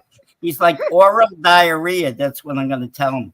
He's like that Dallas Cowboy fan on his own show. He thinks his team is the best. Can't think of his name right now, but my friend do not like that guy. He's a Dallas Cowgirl fan. But Bobby, me and you, I just realized we're the pre and post Jake Asman show. So I'm the pre tailgate every morning, and you're the post after. We're just part of the Jake Asman this army. Show because of 411 is tonight at 6. Yeah, you have it at 8 yeah. if I want. Yeah. What's his name's going to be on there tonight? Clancy. Oh, nice. Nancy from New Jersey is going to be on 411. All right. So you got to have a date tomorrow, Jake, you said? I didn't say that. Yes, you did. You said you have a date tomorrow for dinner. I did not say that for tomorrow, first off. And I was making a joke with Gary Monday. about... It's a Monday. I don't know where you're getting your information from. You need better sources. Craig say you got to have a double date on Monday. But... Look, once again, Bobby, you are taking things that were not actually said and then going on air with them as if it's factual. Yeah, but I think that's... Yeah, but no. Craig said that he's going to take you guys out to dinner. It's going to be a double date. Yeah, but that's Monday. You were talking about tomorrow. Oh, I made a joke to Gary, and you're running away with it. Yeah. Oh, Gary. Oh, I'm Yeah. sorry. Yeah, I know. You see his call? Yeah, well, he should have got rid of his other internet. His internet worked, but his takes, like you said, weren't good. So yeah, I have to agree with that point. Boy Green, nice to see you. I'm gonna try to get up tomorrow with your dad. My dad's on tomorrow. Yeah, I gotta get up and say hello to your dad. I missed that guy. All right, thanks, man. Okay, and I'm Bye, sorry Bobby. I can't meet you down, on next Monday night. Okay. So we Thursday. see you guys Well, later. you know, I'm getting really freaking pissed. I thought I saw Gary's pretty wife. I need to get some sleep. I'm baby. What a call. We got more heavy hitters on the line. We're going to check in with someone we need to hear from after I played that TD clip. But some memberships here. Mother Effin' Chew has gifted a channel membership.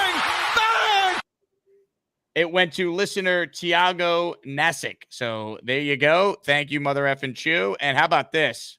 It's raining memberships on the Boy Green channel. Philip with a 5 spot. The Australian Jet fan with another one. So that's 6 names that Boy Green will read right now. Yeah, beautiful. Actually, it's 7. There's an MFC one in here, too, so beautiful. All right, Harris Bornstein, shout out to Mother Effin' Chew for gifting that membership. Thank you to Philip Rezak Jr. for these 5. Brandon Sanzone, B77R5, Neek, Brian Nichols, RJ De La Cruz, and shout out to Drama Free, and that is the Austrian Jet fan who joined us. So Austria, we have fans in Austria, baby. You love to see it. Thanks everybody for making it rain. Boy Green Coffee Club memberships everywhere. Beautiful. It is all happening. Mr. Magoo became a channel member. Mr. Magoo, thank you for signing up. All right, it is time to hear from someone who has been blocked by TD Finstalk. We say hello to our king, the great King Lowski. Hello, Lowski. Jake, my brother, Paul Boy Green, my brother, Paul Boy Green, my brother. It's always good to see you gentlemen on this fine Friday. Let me just say this about this fraud fish titty. This bum right here, 3rd quarter, he went into his post game. The 3rd quarter. The man was already starting his post-game rant. Okay, I'm all through the chat. I'm watching the game back and forth from his stream to the game. I'm getting all of the rhythm. I'm like, oh my goodness, did Tua throw another pick? I'm seeing his reaction. If Jake, you don't mind, just run back his reaction one more time. One more time, Jake. Run that reaction back.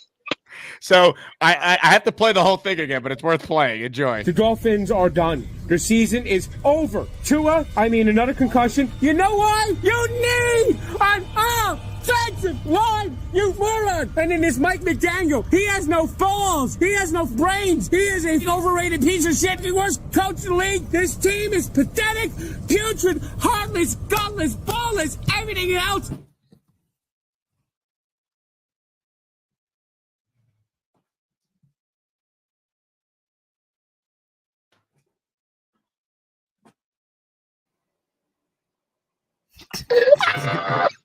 That never gets old. Hey, let me tell you something, man. He wasn't the only Dolphin fan crashing out last night. Ask we the people. Ask Nate. Ask Jaquez. Ask these folks. We was all through these fraud fish chat. I ain't seen Glenn in I don't know how long, in hours. Where are these fraud fish at all through these chats? They just had the huddle at 3 o'clock. All I seen was 2 fried fish fans in there. Okay? They all went into hiding. But it's okay. Because we get it. We understand where you're coming from. But see, we didn't treat y'all like y'all treated us. But that's okay. Because it's always prayers up for Tua. But y'all deserve that shit. Okay, let me just say that y'all deserve that, and I hope y'all don't win another damn game. You hear me? I don't want you to win another doggone game. Skylar Thompson, we all know what we did to him. 40-17, bum. Okay, so I don't want to hear nothing about no fraud fish no more this year. Okay, I'm done with them. Their season is over. Amen. So let me just say this about Tennessee, man. We going into a tough defense again, okay? But we must establish dominance on this team. We have to go out here and show without a doubt that we are the better team. It shouldn't be no questions asked at the end of this game, okay? So when we go up there and face them pussy ass Patriots, okay, I wanna leave no doubt in my mind and in these Jets' minds that we can beat anybody in the league. Okay, when we face Buffalo, that's gonna be our next big test. Okay, these other cupcakes we should beat. Not to say that we are not gonna have tough times. It's the Jets, baby. We understand that, but we must show dominance on these cupcake teams. Okay. JTS! Justice Jets! JTS! Justice! Ladies and gentlemen, our king Pussy Lowski. ass Patriots. Wow. He said that to Fireman Ed when I had Ed on after the schedule release months ago. We turned it into an intro. I had to tell That's Gator awesome. to bleep out that part. Yeah. Well, you heard what was being said. Yeah, that was awesome. Oh, man.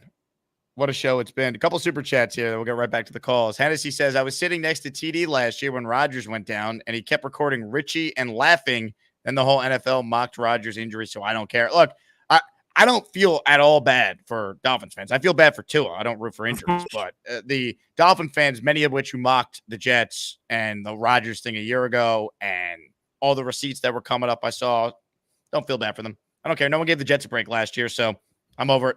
You know, I think you just said it right, Jake. That again, it's not Tua. Again, I'm not saying ha ha ha, dance on the grave of Tua, like what a loser. Not at all. No. I hope for him, like the person, everything. Man, I'm wishing the best for him. But Dolphins fans, fuck those guys, man. Those bastards. It's the same thing as Hennessy saying, where they're recording it saying, "Oh man, yeah, this sucks." Like screw those guys, man. Henny says fish and chips or fish. Hennessy might hate the Dolphins more than I hate the Patriots, which is strong. Fish and chips or fish tacos today. How about both? All right. Fry the fish, baby. Yeah. I think it's an old thing, though. I think it's like if you are an older Jets fan, not to generalize, I think they hate the Dolphins because of all the Marino stuff. If you are more, I was born in 93. If you're like early 90s, mid 90s on, I feel like you hate the Patriots guts. I don't know if it's that, if it could be that black and white, but that's what it feels like it is. Yeah, my dad definitely hates the Dolphins, but I think the Patriots took it to a new level because of the Belichick stuff. Yeah, that makes sense. Yeah. Actually, I'll have some raw fish sushi tonight. I'll tell you what. Sushi is delicious. Can't go wrong with Never sushi. had sushi before. I gotta put Ever? that on the list. No. Never tried No it. way. No, never have. No. You've never had sushi at any point in your life? No, I've never have. We probably should have. We were together at Hibachi for the Hall of Fame. Yeah, Yeah. but we just had all the wonderful food that they normally. I didn't ask for sushi. I guess I should have. Someone brings Boy Green some sushi to the tailgate next Thursday. There you go. At Yeah, the home sure. opener. That's crazy. You never been at like a wedding cocktail hour? They have a little sushi. You never tried it? Yeah, I've been to the weddings and stuff. I guess I never floated over there to that side of the table. No. Have you had like salmon or tuna before? Like just outside of sushi? No. Nope. Really? Have You never not. just had a piece of salmon? No. I live a sheltered life, apparently. Wow, No, this I've is never wild. just had a piece. Yeah. No, I have not. Wow. Well, Boy Green, if you're ever in the New York area, all right, I'm going to take you to get some real good sushi because so many good spots Okay. around here. Terrific. All right. Great. That's wild. Yeah, chat's Yeah. going nuts here. I see that immediately. Wow. Boy Green needs to get cultured Genergy. Shout out to you in here. Yeah. Okay. No oysters. No, I've never done that either, chef. Well, what do you eat? Yeah. What's your go-to meal? I don't know. I like anything potatoes. I'm a potato guy. Like like burgers. steak? I'm a big burgers. Sure. Yeah. Nice strip steak. Yeah. Yeah, baby. You would like salmon then. You'd like a nice piece of Okay. salmon. Okay. You're the boss. If you say so, I'm in. Yeah. Hawk saying sushi is overrated just confirmed the fact that sushi's awesome. That's all you needed to see. I see. It's the Oppo effect there. Very nice. Says the guy that Zach Wilson's the greatest quarterback to ever live. Anyway, let's get some more of your calls now. The Lup Man is on the line. Hello, Luppy. What's up, guys? You guys have me cracking up. You guys are great. Love you guys together. Listen, let me tell you something. Even with Tua, fucking Dolphins suck. Excuse my language. They're fucking beat their heads. You know, it's the same old Dolphins. They ain't winning a playoff game, right? We know they ain't winning a playoff game. Ain't gonna happen. I just want to say this one thing. We feel the need for D. And then when we come out this week and our defense imposes their will, no one's gonna freaking run out of D anymore. They have got corrected. They're gonna be corrected. And I'm telling you right now, we're gonna impose our will, and then it's 28-17, only because some fugazi stuff happens. I'm telling you right now, I love it. I love the fact that they're going to correct themselves and the D's going to come out. And we need to do this because, Jake, if they don't do this, I'm going to lose my gosh darn bananas. Luffy, a tremendous call out of you. 28-17 is a good score because I see this game being close in the fourth, like going into half. I think the Jets pull away late third, fourth. They're the better team. 28-17, I could see. It's like the Jets win, but it's a little closer than probably we wanted for the first three quarters. That's kind of like what I have in my head. My score, though, was 24-14, I think I said this morning, or I said 24-17. So I'm kind of in that range that Luppy is, but a little less points. Yeah. I love that. It's almost like with all due respect, and then you say anything, fuck the fucking Dolphins. Excuse my language. Oh, that gets me. I love it, Luppy. Thanks for the memberships to Jake's channel earlier. That's awesome, man. Yeah, it's hard to police this show. I mean, that's true. We've gone off the rails today. I'm gonna lose my gosh darn bananas. Bananas lost. You're on mute, Jake. How about now? My screen froze. Yeah, there you go. All right, we're back. Some super chats here. Steven NYC says, "Happy Friday, gentlemen." The Marino fake spike. Yeah, look, I get why there's a huge hatred in the fan base of the Dolphins. I just think, like the Patriots are still number one for me, even though they stink. Their win, last week, notwithstanding. I still want blood. I would have beat the piss out of them on Thursday. I want blood too. I want 54-3. Like I want to annihilate the New England Patriots. Yeah, I smash them. All right. Smash them on the field, and then you do your smashing off the field that night. All right. Oh yeah, little smash burger action. Rick Kent with a $10 super chat. Yeah. Rick Kent, money bags, Kent baby. Let's go. Thank you, Rick. Appreciate your support as always.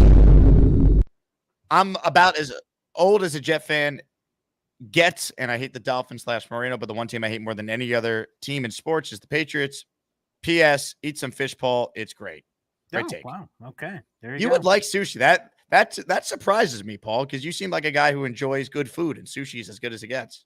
Okay. Well, what kind of you got to help me with the insights here because I know nothing about sushi. Outside, I've had friends that work at sushi places, but that's probably even weirder that it hasn't happened yet. But like, what's good sushi? What if you go to a sushi place? What do you say if you want good sushi? What kind of sushi am I getting?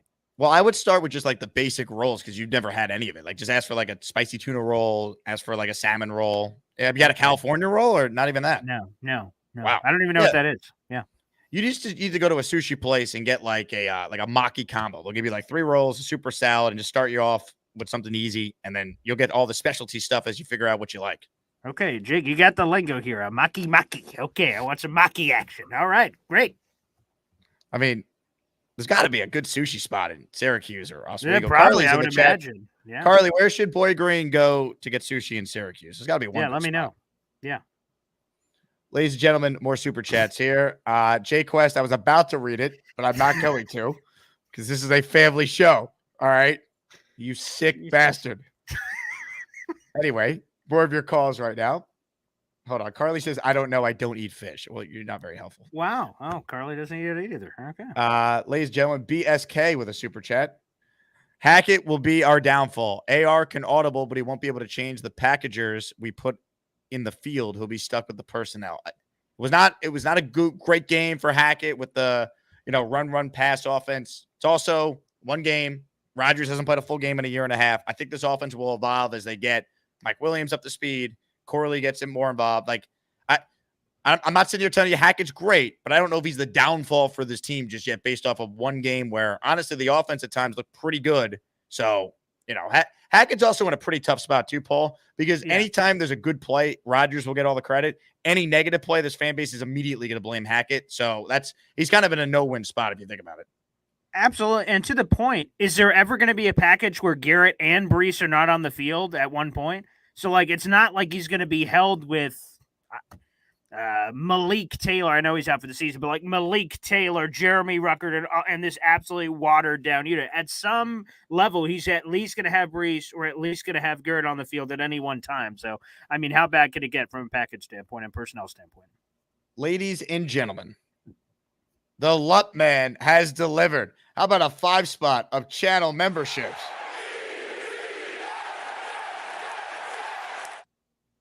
Yo, Velis, Alexis Franco, Cactus Johnny. Didn't Cactus Johnny get one on your channel? He did. Wow, we got the rare discount double check, baby. How about that? Johnny Boy, GTA IV Man, all receiving channel memberships. Welcome, welcome, welcome. Pay it forward. It's just $5 to gift your fellow listener a channel membership.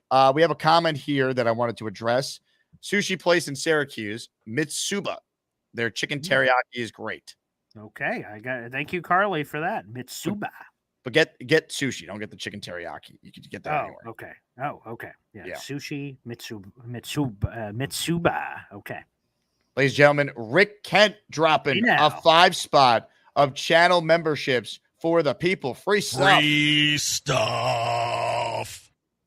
All right, we got 5 more names. Sith Happen, Stephen Craig, Freddie McKnight, Salem, Jack Manarino or Manarino. You are all officially channel members. Hit the Rick Kent emoji as we continue our show right now with Boy Green, who's got about 6 minutes left. And then Syracuse Mets baseball is on the air. That's right. That's right. Yeah, it's the final 2 weeks of the season, this week and next week. Yeah. Ladies and gentlemen, Kyle Clifton is up next on our show. Hello, Kyle. Hey, guys. So just broke that clean shaven. Yeah, man. All over. Looking good. Wow. Thanks, man. Aerodynamic.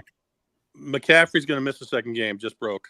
I just saw that. Which, by the way, shows you how big of a bull, was going on with the gamesmanship. That, we're not sure if he's going to play or not. Game time comes out of nowhere. He's not playing, and now he's not playing week 2 either. Salah took the high road earlier today. They were like, hey, it was kind of pissy. He has friends over there, too, so I don't know if he would have ever trashed him. But, that's trashy stuff.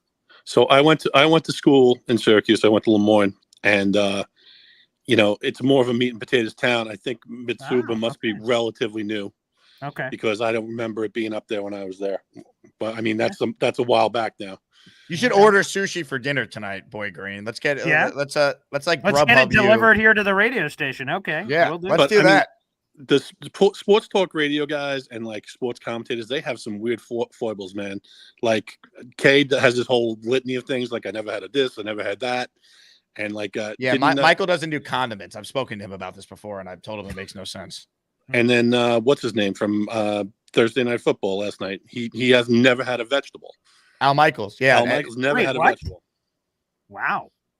And he's prideful about it too. He takes pride in it. Oh. Very odd. So keys for this week. I think the defense is going to right the ship with the running game a little bit, right? I'd like to see a play or two in special teams, which we didn't really see last week, and it's supposed to be a strong part of the team. And we've got to get some guys that weren't involved in the offense involved. It can't just be Brees, and it can't just be Garrett all the time. We got to get Gibson involved. We got to get Williams involved. We've got to get Agent Zero involved. We've got to start spreading the ball around a little bit. Maybe scheme up some things that's a little bit different. I think that what you guys were kind of tending towards before with Hackett, he's had so much responsibility taken away. I don't know if it's that easy to blame Hackett anymore. I think it's, is it the guy who's supposedly calling the plays now, the running back guy, the running game Tony guy, Dude? or is it who is it? Carter? Is he calling some of the plays now? Keith Carter's on the offense. You're talking about Todd Downing, maybe? Maybe He's Todd the guy that's Downing, been in the room? Yeah. Hey, Todd Downing revenge game on Sunday. Jets can't lose. That's right. He knows. Again, if he knows the personnel, maybe we have an advantage in theory, right? If the coaching is right, but we'll see. But yeah, I mean, I expect that we are going to clean up, and this will be 1-1, and we'll be on to the Patriots. Thanks for your time, guys. Enjoy the weekend. Kyle, if the Jets win on Sunday, You got to go clean shaven the rest of the way, or as long as the winning streak lasts. Dems the rules. Yeah. Yeah, man. Those are indeed the rules. Hit the like button if you're just tuning in. We've talked about a lot today. Everything from the Jets to clapping cheeks next Thursday. Sushi. Oh, yeah. What else has been on the rundown today? I'm sure the AI in the chat is having a lot of fun with the recap. That's a good point. Yeah. BSK says, Jake, your show's been fire this season. Thank you, BSK. Okay. This one is a very Boy Green specific from Steven. Boy Green, Kyle McCord for Heisman. Go Qs. Yeah, us and college football playoff. They're undefeated right now. They got a Friday night game next week against Stanford. Yeah, baby. Kyle McCord, most touchdown passes in college football right now. Kyle McCord, baby. Former the Ohio State quarterback. Thank you to Ryan Day for giving us Kyle McCord. Oh, yeah, baby. Did your coach send Ryan Day that bottle of champagne he was talking about? Yeah, he did. You're damn straight he did. And, yeah, thanks. Thanks for Kyle McCord. I bet Ryan Day really appreciated that. This is what hate is all about. Mr. Magoo, super chat, $5 just to say I hate any team in the AFC East, plus the Red Sox and the OSU Buckeyes. Well done. See, there you go. You should appreciate that we sniped away McCord from him. Nice. He hates the teams I hate, so I respect it. Although in college, I don't have any animosity towards Ohio State. Oh, okay. I simply say thank you for Garrett Wilson. Yes. And Nick Mangold. Yeah. What other Jets or former Santonio Holmes. Tone time, yep. Wow, that's good. Oh, Devin Smith. Yeah, Devin of Smith, course. baby. Yeah. What's There his name? you go. Who was the crap linebacker that got arrested that was a malcontent? Oh, Darren Lee. Darren Lee. He was Ohio State. There you go. Yeah. Rutgers, Ohio State. Oh, yeah. How can we forget about Ruckert? He's there Yep. too. Vernon Golston, unfortunately, he's. You're not helping. You're not helping, I'm Nate. Not. Yeah, old Vernon Golston. Yeah, he's an Ohio State guy. Yeah, I gotta think. Let me see if I could find any more. But that's a pretty good list so far. Pretty good. All right, there's more people on the line for some calls here. Let's try and get to them.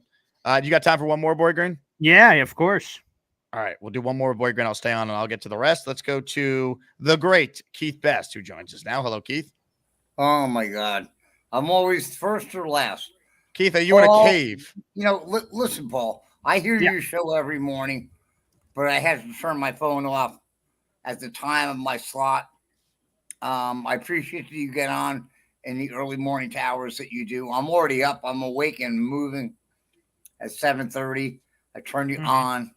I appreciate you in a cave, Keith? Yeah. What's happening to the top of your thing there? You got yeah. Or I'm looking at the eye, or you're looking like through a peephole in a door.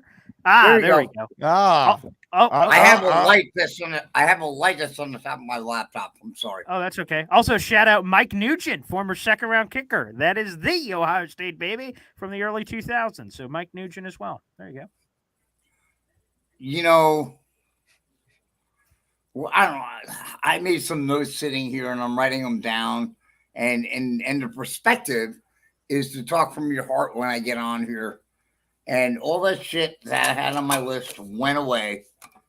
And, you know, I listened to all the rhetoric when you come on in the morning about how we're going to fit this guy in that doesn't want to sign. We all know the name. And, you know, everybody's speculating. And, you know, you guys all have shows. This is how you get paid. You know, everybody on ESPN is so negative. I just want to beat somebody's ass right now. and that's the team. No, Jake, it's the team. What do you mean, no? Keith, I'm doing the show with or without a sound Reddick. I don't need Reddick. When I like him on the team, the show will go on without him. I'm talking about that we need to improve from what we did Monday.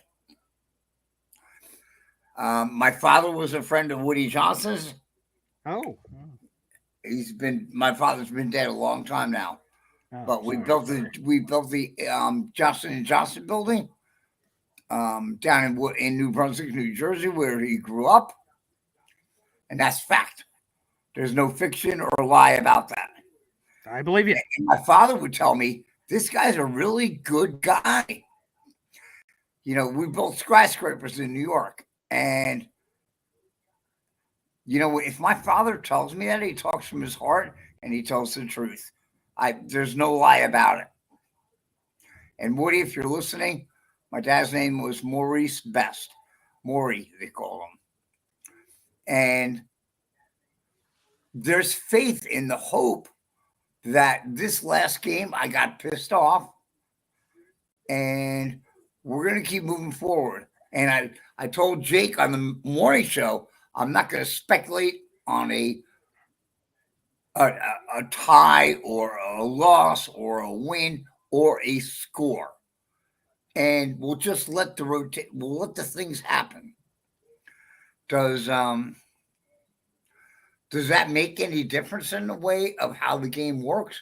No, because you watch Sulu, okay, and all of a sudden in 1 week, the whole scheme of things change. Keith, if they win Sunday, we'll be feeling good. Now, I do have a question for you, though. Has anyone ever called you Davos before? What is Davos? Davos, Sir Davos Seaworth from Game of Thrones. I don't know. Yeah, I have my phone. I'll look it up. You guys have a lot in common. You're both great leaders. Sure. Great humans. Yeah. High character. Where's Stannis Baratheon, Keith? Do you know? I don't know. All I hear is Paul laughing in the background. Who's the true king of the North in your mind, Keith? Manhattan, the island. You know why? Because that's what makes this country tick. Oh, okay. That makes sense. And the reason I say that is because 38 of my father's guys, my father had LMB had an office in the trade center and they all died. And the only thing I got when I came back I've been living here down in Florida since 85, but I went up there and I saw the 38 people with pictures of them in my dad's home office that he had in East Brunswick. And I have to realize those guys are not here today. The other day when they did the memorial, I really didn't watch it. But I felt for each and every one of those guys. I mean, he lost 38 engineers. 2 fell. And I used to bring bids into the meetings into 100th floor at the Port Authority of New York and New Jersey when I was a teenager. So why are they dead and I'm still alive and you guys are still alive? We have the grace to be able to get on here. We have the loving membership that I just witnessed because, I'm trying to pay my medical bills and Jake set me up on GoFundMe and I'm taking care of all of that right now. Paul, I don't necessarily, I'm subscribed to your channel. I hit like in the morning, but I can't really get on because you can't use your cell phone at that time. Of course, I understand. I appreciate the subscribe and the like. Thank you. Boy Green, I know you got to run. So Keith, thank you for the call as always. All right. Thank you, Appreciate Paul. you. Yeah. Paul, when I see you in person 6 days from now, yeah, the New York Jets better be 1-1, and by the end of the evening, this time a week from now, they better be 2-1. And I better be 3-1 later that evening. God bless. Thank you, Jake. We'll see you, brother. Ladies and gentlemen, Boy Green. What a guy. What a guy. Hit the like button. My computer was lagging here, but hopefully you guys were able to see the Sir Davos Seaworth, Keith Best comparison there, because that's spot on. Whoever in the chat noticed that first, tremendous. Let me get caught up on some comments here. Gator says, do you think Miami waits until November to add another shitty quarterback like we did? We can only hope. We can only hope. Right now, Miami is one hit away from Tim Boyle playing for them. He's their backup now. Think about that. Skylar Thompson and Tim Boyle is your quarterback room in Miami. More of your calls. Let's say hello to Jersey Joe. Hello, Jersey Joe. What's going on, Jake? How are you? What's up, man? Listen, man, 2 days in a row for me calling it. That's pretty good. I wanna get in the 64-man bracket one day. That's my dream goal. But I'm just kidding. I got two points here. First Look, point, you just got to take it one day at a time. You know, there's a lot of season left. You know, and if you want to be in the tournament, you got a shot. 2 points. First point, I got the 2 Rogers hats, the Bruce Hall Rogers. I got the green and the black. Now I'm going to be dressed and ready to rock on Thursday. I'm thinking I'm wearing the black Bruce Hall Aaron Rodgers 20. Boom, black sauce. Yeah. And then other thing, listen, We love Bruce Hall on this show. Let's go. Shout out Lane Train. I want to make a challenge. So if Thursday comes around, I bring 2 pounders. You know what I'm saying? And I challenge you to a shotgun. Make a deal. If I win, I get one of those nice white Asmaniac with the green brim you wear all the time. You said if 2 you win, pounders. Is that we're talking like a beer can? Yeah, the 16-ounce pounders. Okay. You know what I'm saying? And if you win, I'll do like a $50 or $75 super chat, or I'll get some memberships. You know, I'm gonna hop on that train. What do you say? I'll tell you what. There's gonna be so much alcohol that's being thrown my way. I don't know if I could pound. I don't know if I could do. I don't know if I could do it. So I'll just give you a bucket hat. All right. No, I want to earn it. I mean, you know, I'm talking about the white Asmaniac green that you wear sometimes. I know what you want. It's a clean hat. I'm just gonna take the L. I think I would lose even if I was fully all in. Don't count yourself out. I've been out of the game a long time. I'll think about it. Come to L5. Maybe we'll make it happen. All right, I'll try to meet you there, and we'll have a beer. I love it. You got it, Jersey Joe. Great call, man. Yes, sir. Yeah, I get crushed, man. I could do beer, but I can't chug well. I'm not a chugger. Doesn't go well. Can I phone a friend? get someone to, you know, we're doing Game of Thrones references on this show. Can I have someone fight on my behalf? Can I get the Hound? Ladies and gentlemen, it is now officially raining memberships on the show. 5 from Dre have just come through the pipeline here. Boom. Here we go. Tom Latz, Adrian Roston, and Mr. C, The Real Beats, and Extinguish the Guilt, all receiving channel memberships. Welcome, welcome, welcome.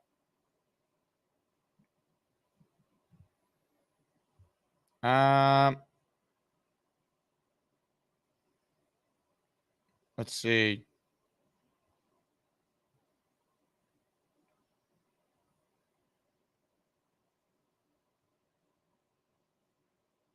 By the way, for those who want the hat that Jersey Joe was talking about, this is the hat he's talking about. Like, I like how all of a sudden it's known as a Brees Hall Aaron Rodgers hat when it's clearly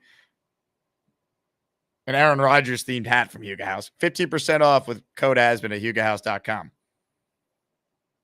I mean, clearly it's Aaron Rodgers year 20. But if we want to make it a Brees Hall Aaron Rodgers hat, that works for me. They will sell out by the end of the day, though. I'm shocked it hasn't already. We're getting close, though, because yesterday I was told they're not going to last for 24 more hours. And now I just checked, and there's seemingly some still available if you go fast. Carly says the Asmaniacs rebranded it. They did. They did. I got more people on the line here. This show never ends. It just keeps going on and on. And more of your calls. Shurzy is on the line. Shurzy, hello. How are you, mate? Shurzy, I got big news for you. Craig in Australia is coming to the United States. You should have hopped on the plane with him. Oh, I should have. I should have won Tats Lotto too to do that. No, it's great. That got some Aussies over there to the next game. That's right. Hey, just quickly, I love watching Boy Green's show at night. He sort of puts me to sleep. I sit in the chair and listen to Jet stuff at night because his show's night, and then I watch your stuff in the morning. So it's, I'm finally over that game, the Monday night, Tuesday morning game for us. But, you know, it was, just want to move on. But, geez, just the glimpses that we got of Rodgers and quarterback play, the little bit we got, it was pretty exciting. Haven't seen that in the Jets team for a while.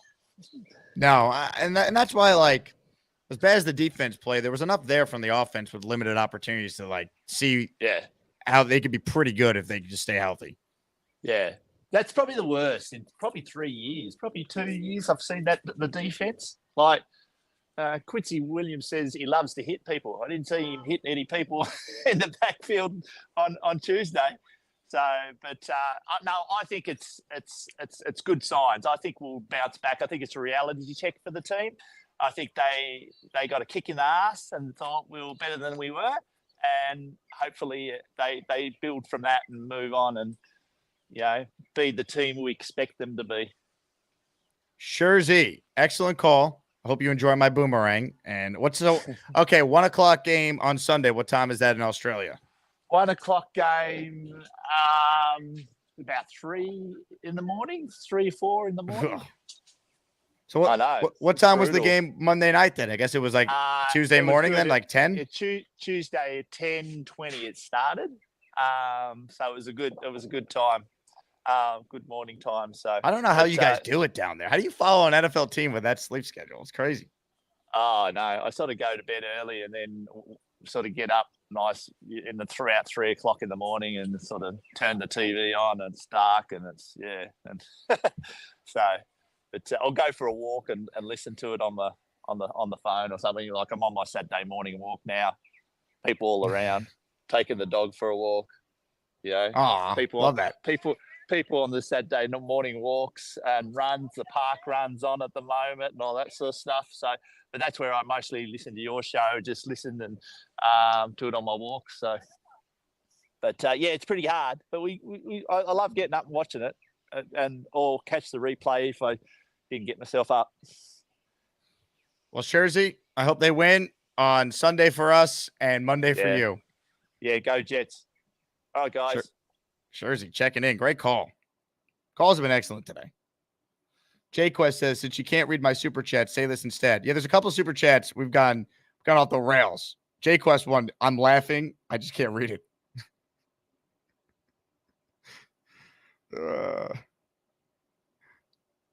Jake said you can't read my super chat. Say this instead. Can't wait for the home opener. Let's go take care of the Titans first. L5 for the home opener, people. Come tailgate. Have a good time. BYOB. More of your calls. Ladies and gentlemen, it's time to check in with someone who is always so. B-Man is here. How we feeling? Hi, is it Kai? Hi, is it Kai? Huh? Hey, Jay, how you doing? I'm good, B-Man. How are you? I'm just visiting my grandfather. So you can say hello to him again. Now, here we go. There it is. Hello, señor. Oh, say hello. No tengo pelo, ya.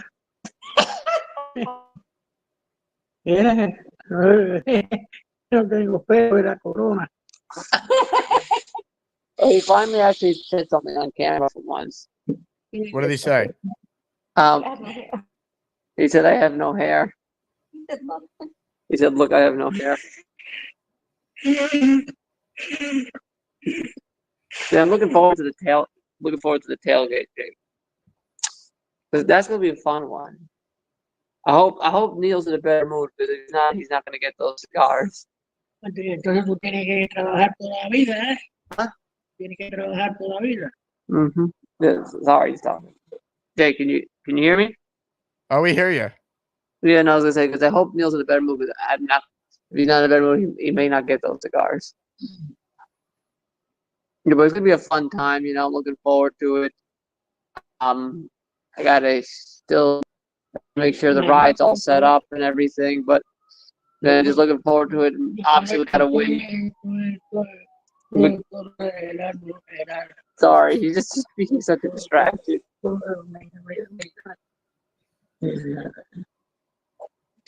Now he's just like wiping this table for some random reason. obviously we need to win this game. Is your grandpa coming to the home opener? Oh no, come on. He doesn't leave this nursing home. Why not? Is he not a Jet fan? No, it's just never gonna get parole. no. He's never gonna get parole. He's never gonna get here, unfortunately.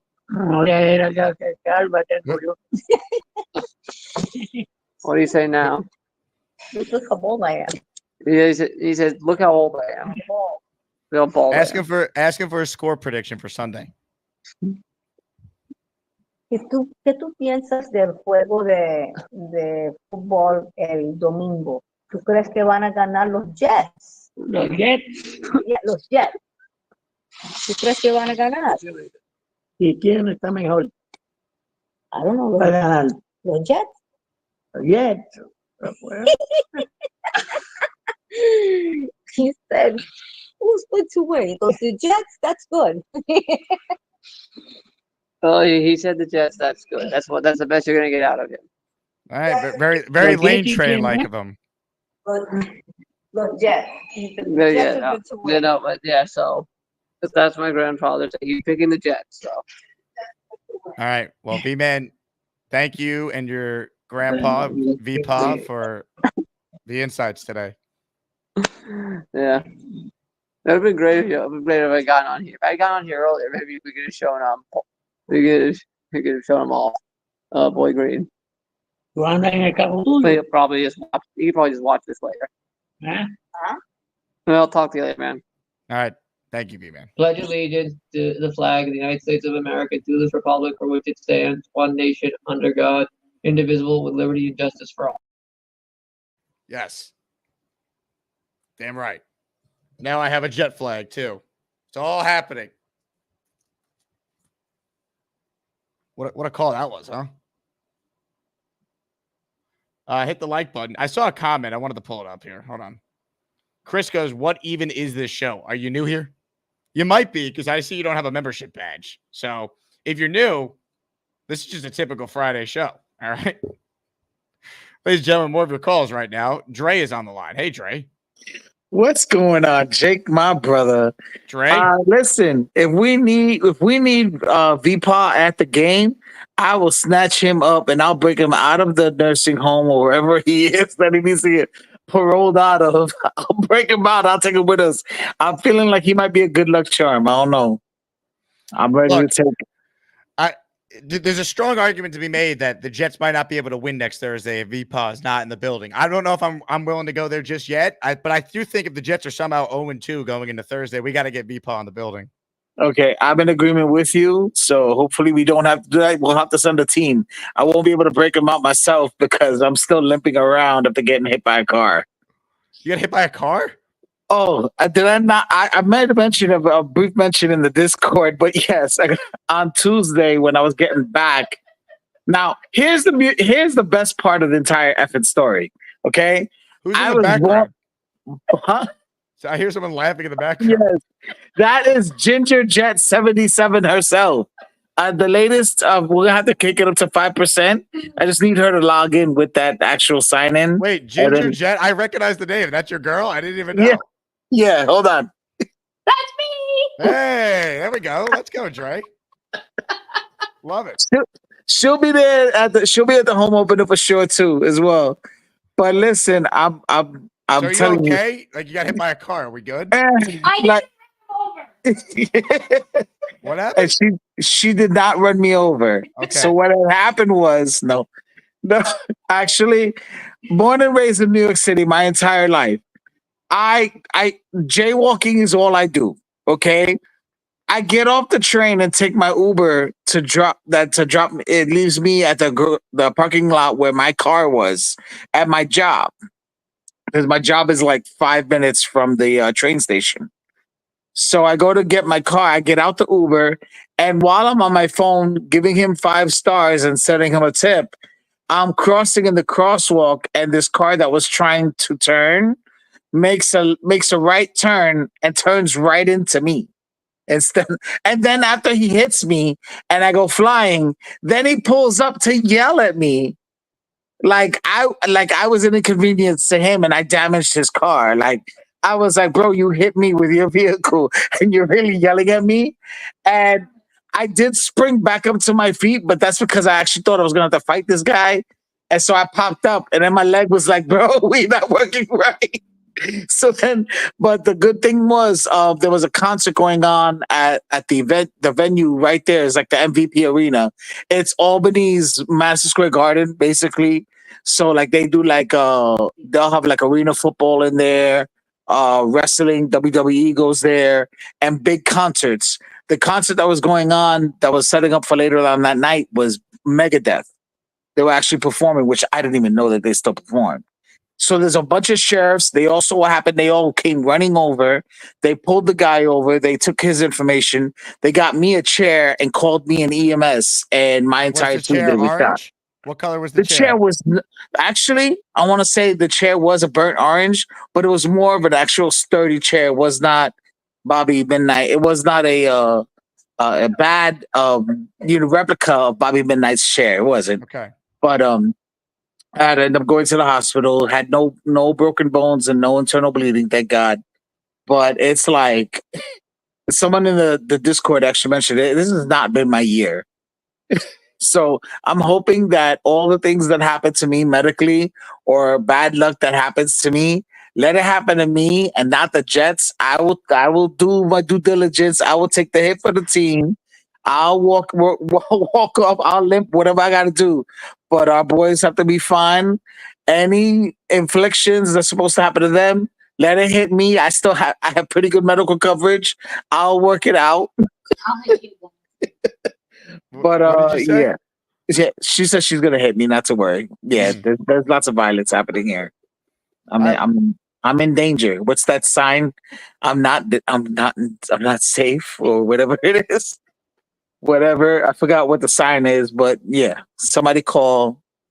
Is there DCS for like boyfriends? Yeah, well, whoever the people that are in charge of boyfriends and keeping them safe. Yeah, the cops. That's all call you. Well, But yeah. well, damn. Well, Dre, I'm glad you're okay. You're good for the home opener next week. You'll be all right. Man, even if I wasn't, I was coming. Wild elephants could not keep me away.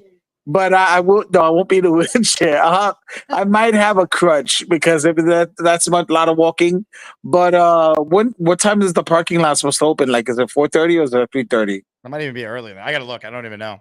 Yeah, because I'm leaving from upstate at 12. I'll be down there by 3 for sure. It's happening, Dre. Yeah, I'm in there. I'm in the building, and I was gonna volunteer if you needed like somebody to do the chugging for you. Not that I do chugging well either.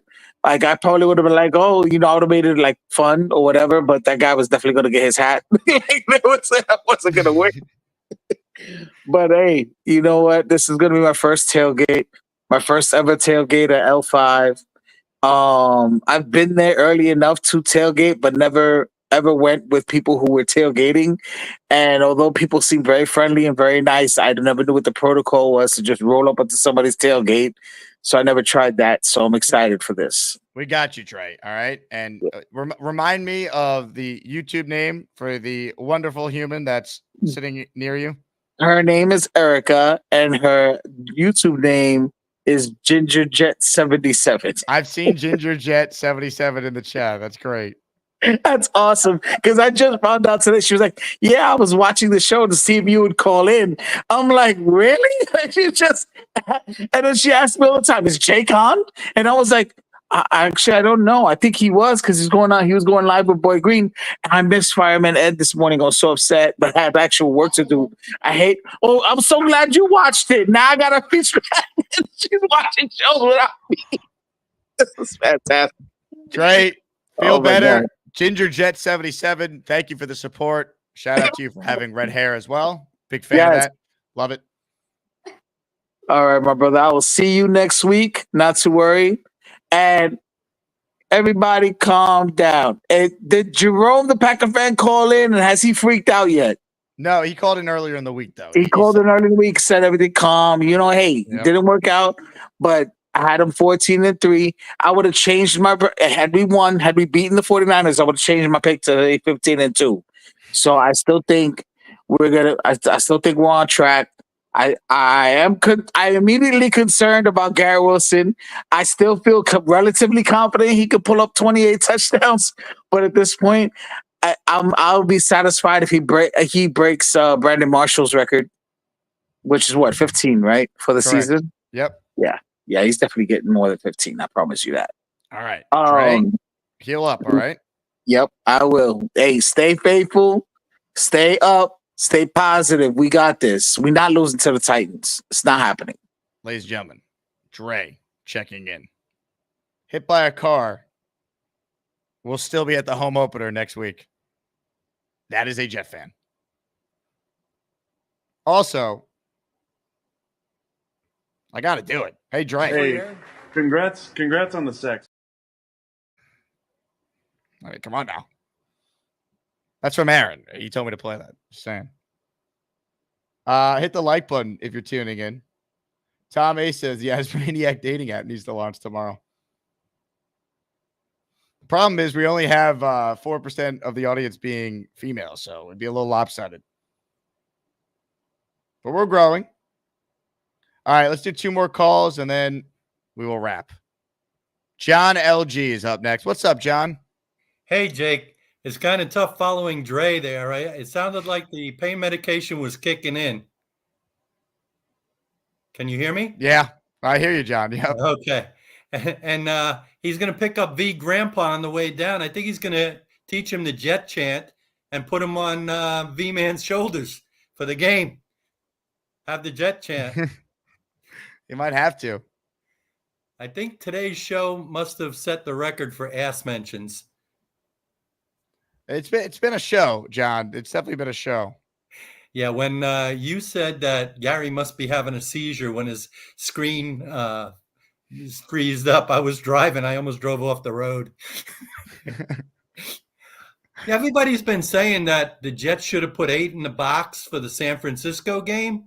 I don't know that that would work against San Fran because their receivers get a lot of yards after the catch. If you put everybody out on an island against them, they break 1 tackle and they got a touchdown. Everybody would have been complaining about that. There's got to be a balance, though. You know, like they should trust their corners more than they did in that first game. I really think what happened is that 9 wide was spread way too wide, and people were just excited for the opening day and over pursuing. They weren't just doing their job. Do your job. Let the other guy next to you do his job, and everything would have been better. John, did you say it was your birthday, by the way? I did, actually. That's why I wear that 13 jersey, Friday the 13th. Ah, okay. I didn't. The chat was saying I must have missed it here. I got a lot going on. Happy birthday, John. That's awesome. Any big plans? It was in the Discord. I think that's where they got it from. Was in the Discord. It wasn't on here. Yeah, I was born on Friday the 13th, so every Friday the 13th in September is a little special. Well, and I get to spend it with you guys. That's awesome. Well, John, I hope the Jets get a win on Sunday, and I'm sure I'll see you at some of the games and events throughout the year. Yeah, one more point, Jack. I have a surprise for you about too, the John. Tennessee game. They don't really need to. Oh yeah. Yep, Thank I you. do. At the Tennessee game, they don't need anything besides put up the standings on their bulletin board in the locker room. Just put up the standings. You're a game and a half down, and you think you have the best, one of the best defenses. Go out there and prove it. Show us. You got to do it this week. I agree. I win the game. Now, before you go though, John, we have something very special for you. As is tradition on the show, when it's someone's birthday, Bobby Midnight would like to sing you happy birthday. Hi, John. How you doing? Hey, Bobby. Nice to see you. From, John? Where are you from? Carmel, New York. Oh, Lake Carmel? Yeah. No crap, really? That's right. And I was born in New York City. Do you remember the restaurant called Jen's and Jerry's and Jen's? Jen and Jerry's? Yes, I do. I do know that restaurant. You know the Jerry? That's my cousin, and that's his wife. My cousin's Jennifer, and then her husband was Jerry. I'll Isn't ask that a him for the small brother. I'll world? ask him for the brother-in-law discount next time I go. But he closed it, though. He's closed. He closed Oh. it. Yeah. Oh. Okay, now I'll sing you happy birthday now. Ready? Thank you, Bobby. Am I go full screen, Jake, or what? Jake, full screen or what? Okay, there we go. Happy birthday to you. Happy birthday to you. Happy birthday to John. Happy birthday to you. And I hope you have a great day. Okay, how's that, guys? That's fantastic, Bobby. Yeah, well, what part of I New am York are you honored. from I'm originally? honored. I'm Where do honored you that live you in did New that York? for me. Excuse Where me? do you live? Where were you in New York? When I was born, we were on the Upper East Side before it was the Upper East Side. Oh. 79th Street between First and York. So you always lived in Manhattan? No, we moved to New Jersey, to West New York, New Jersey when I was 2.5. Oh, wow. Okay. Well, And nice to then, meet you, John. You sound like a good guy. thank You you. gotta And I come know on my you are a show, good Bobby guy. Midnight. You got to come to my show, Bobby Midnight. Okay. And what do you call? I look forward to sitting in the orange lawn chair and giving you $5 for it. Well, you go. Which game are you going to? I'm going to the game that Jake is doing with Texas game. Oh, okay. I'll see you. Yeah, definitely. Yeah, Halloween. Yes. Hopefully you get the chair back from Craig by then. Oh no, Craig's gonna give it to Nick, and Nick's gonna hold it for me. Excellent. Excellent. Yeah. I look forward to seeing you at the game. Yeah. Bobby. Okay. All right. So come to my show soon, Bobby Midnight. Okay. I'll be there. Thanks, Bobby. Bill, you know I have my own YouTube show. If I'm awake, I'm going live. Unless Jake has a show, Bobby. All right. Happy birthday to John. Wonderful. 2 more calls, Mario and Badshaw, and then we're done. Mario, what's going on, man? What's up, Jake? What's up, man? Pretty good myself. That Bobby performance, got to give him out. What a performance for him. He's basically like a combination of like Fergie and Jesus when he sings. He should do the Pledge of Allegiance. I mean, better than some of the people I've heard for sure. But coming on this show, I didn't see what you said, but Titans game, I mean, they should win it, but I think they can actually lose it. With what I saw from Miami, they are absolute trash. I mean, it's only Buffalo, if you ask me. I mean, that's the only competition to win the division. Yeah, look, especially with the injury, of course, the Tua now. But even before then, I always felt like it was the Jets and the Bills because I don't believe in Miami's ability to be good teams. And even before Tua got hurt, they were getting boat raced by the Bills. So, look, the Jets definitely could lose on Sunday. It's the Jets, but they're the better team. And if they're the team we think they're capable of being, this is a game you got to win.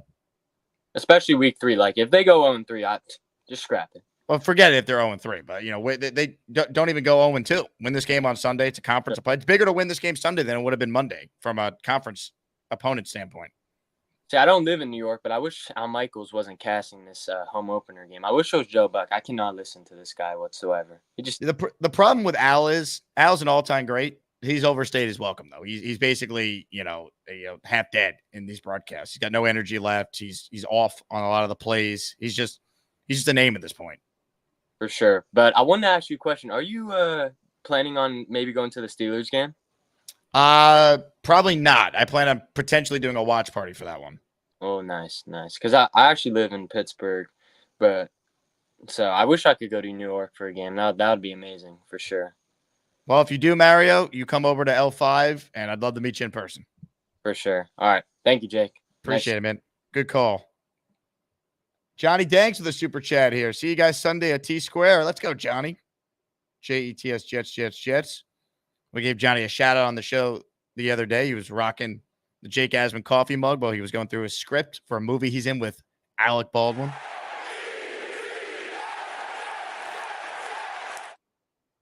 Johnny Danks also wrote, "Hi, Robert." I guess saying hello to Bobby Midnight. He doesn't like Robert, though, Johnny. Be careful. Mr. Juan Soto says, "What's up, Jake? Been a channel member for 4 months. I just lost my membership." Well, Juan, you got a game in like less than an hour. We're going to beat the Red Sox again. But can someone get Juan Soto a membership, please? All right. This guy's carrying the Yankees. Come on now. What are we doing here? All right, one more call, and then we say farewell. Ladies and gentlemen, Badshaw closes us out. Hello, Badshaw. Hey, Jake. Can you hear me and see me all right? Can you hear me? Yeah. I can. Hey, man, I am driving to pick up my wife, and we are headed to Nashville. Hey. Yep. How far's the going through drive? Where are you Missouri. driving from? Well, I live in Arkansas, so it's about a 3.5-hour drive for me. So I'm actually at the moment driving through Missouri, and my connection is very shitty. Well, you know what? We appreciate you still trying to get on the show and make this call, Badshaw. Yes, sir. I just wanted to say one thing. We're going, us Jets fans, we're moving into Nashville this weekend. I've got my bags ready. I'm making this town mine. I've got my Jericho Cotchery jersey on, I will have it on. I've got all my Jets gear. I've got my CPAP, my butt wipes. Jets fans, we're not here to take part. We're here to take over this season. It starts week 2. That's all I got, Jake. Hey, Badshaw, question for you. Yeah. Where's the accent come from? Are you're from the South, right? So how did you become a Jet fan? Well, so basically, there was a video game out years and years ago. The last year the Broncos won the Super Bowl. NFL Blitz? No, it was called NFL Extreme 2. It had John Randall on the cover. It was on PlayStation. And me and my dad were playing, and I just loved the Jets. The Jets were one of the best teams on the game. I loved Vinny Testaverde. I loved Wayne Corbett. And I've been a diehard Jets fan ever since. It's the weirdest story, but I'm a loyal fan. I've gone to all the Titans games that they've played, the Jets, and I have I went to New York last year. So I try to go to as many Jets games as I can go to. That's awesome. That's it. I wasn't sure if you had family from New York or something, because that has got to be a rare combo. Someone from Arkansas that is a fan of the New York Jets. Oh yeah, and I'm telling you, it sucks because it's weird. I live in Arkansas, but it seems like everybody's a Cowboys fan around here, that's right up there with being a New England Patriots fan in my book. But all I ever hear is the Jets fucking suck. Anytime someone sees me with the Jets shirt on, they rip me a new one in public. But hey, I've wore that Jets jersey, and I've wore my Jets gear. I've wore it proud all these seasons, even with Adam Gase, even with all the other shit through the butt fumble. I've stayed loyal, buddy. Respect. Now, I do have to get some clarification. You said you packed butt wipes. Did I hear that properly? Well, technically, they're dude wipes. Okay, dude wipes. Now, is there a specific reason for that, or you just, when you travel, you're just like, I got to make sure I have dude wipes? Man, I like to stay fresh. I just like to stay fresh. I see. That makes sense. I respect it. Yeah. All right, Badshaw. Well, I would say bring us home a win, but you're in Arkansas. Bring us a win back to Arkansas. How's that sound? I will do it, Jake. I will do it. Thanks for having me on, brother. Badshaw, call back anytime, man. I'm reading the chat. Apparently, you're a regular on Boy Green's channel, which is great. We got to get you on this one. Awesome. Some of these comments. Tom Ace. By the way, I am pro Dude Wipes. I'd love a sponsorship deal with them. I've been using Dude Wipes for years. So, good choice. Dude Wipes and a squatty potty. There's nothing like it. And I'll be telling you guys about Tushy next week because they signed on as a sponsor. So, everyone's got to get a bidet. All right? That's right.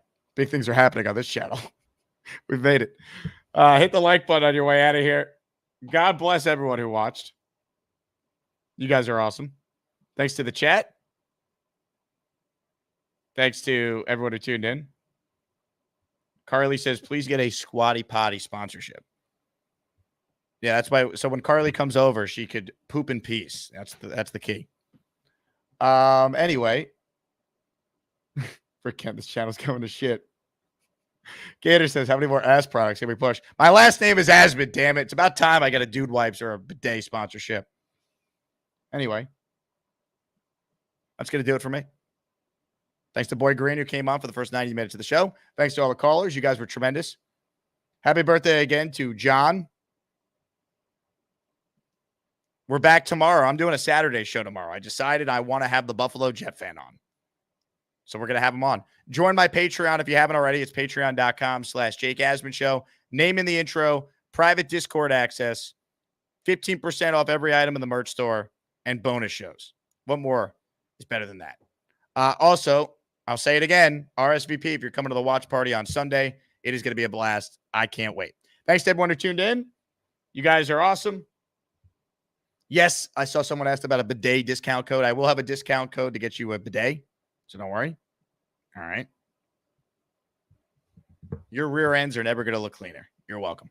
Anyway, everyone have a tremendous Friday night. I have a big dinner tonight of some chicken and pasta just for Gary, so I'm looking forward to that. Go Jets. We're back tomorrow at 11 a.m. when we're going to be joined by the great Buffalo Jet fans, so looking forward to that. I'm also going to say go Yankees. Please beat the Red Sox. And I'll talk to you guys soon. JETS, Jets, Jets, Jets. I can't believe they have to sing the ABCs. Yeah, there's only A, B, C, D, E, F, G. Oh, voice crack. H, I, J, K, L, M, N, O, P, Q, R, S, T, U, V, W, X, Y, and Z. Now I know my ABCs. Next time, won't you sing with me?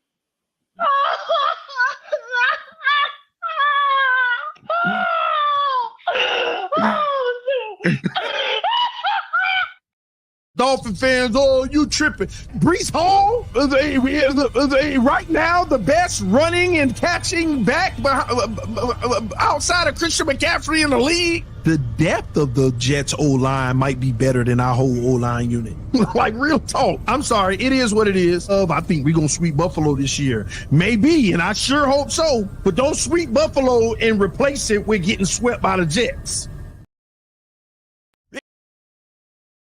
It is a fact that they're deeper than us on the O-line, deeper than us at linebacker. It is a fact that they're deeper than us on the D-line. Better cornerback unit overall. Well, let's stop lying to ourselves. The Jets have a better roster than the Miami Dolphins. That's actually a fact, man. I don't have to sit here and be a homer and just tell you, oh, we're better. They got a better roster by far.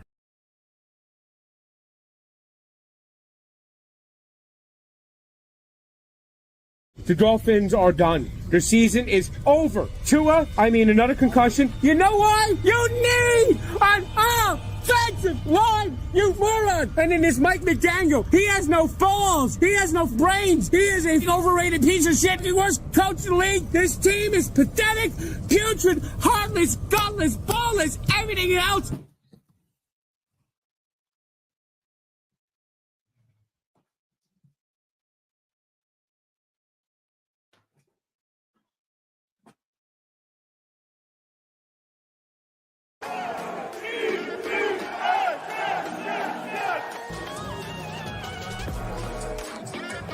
The yellow line and the goal line. Handoff to Hall.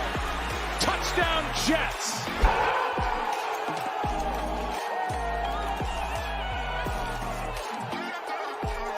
They're going to get a free play.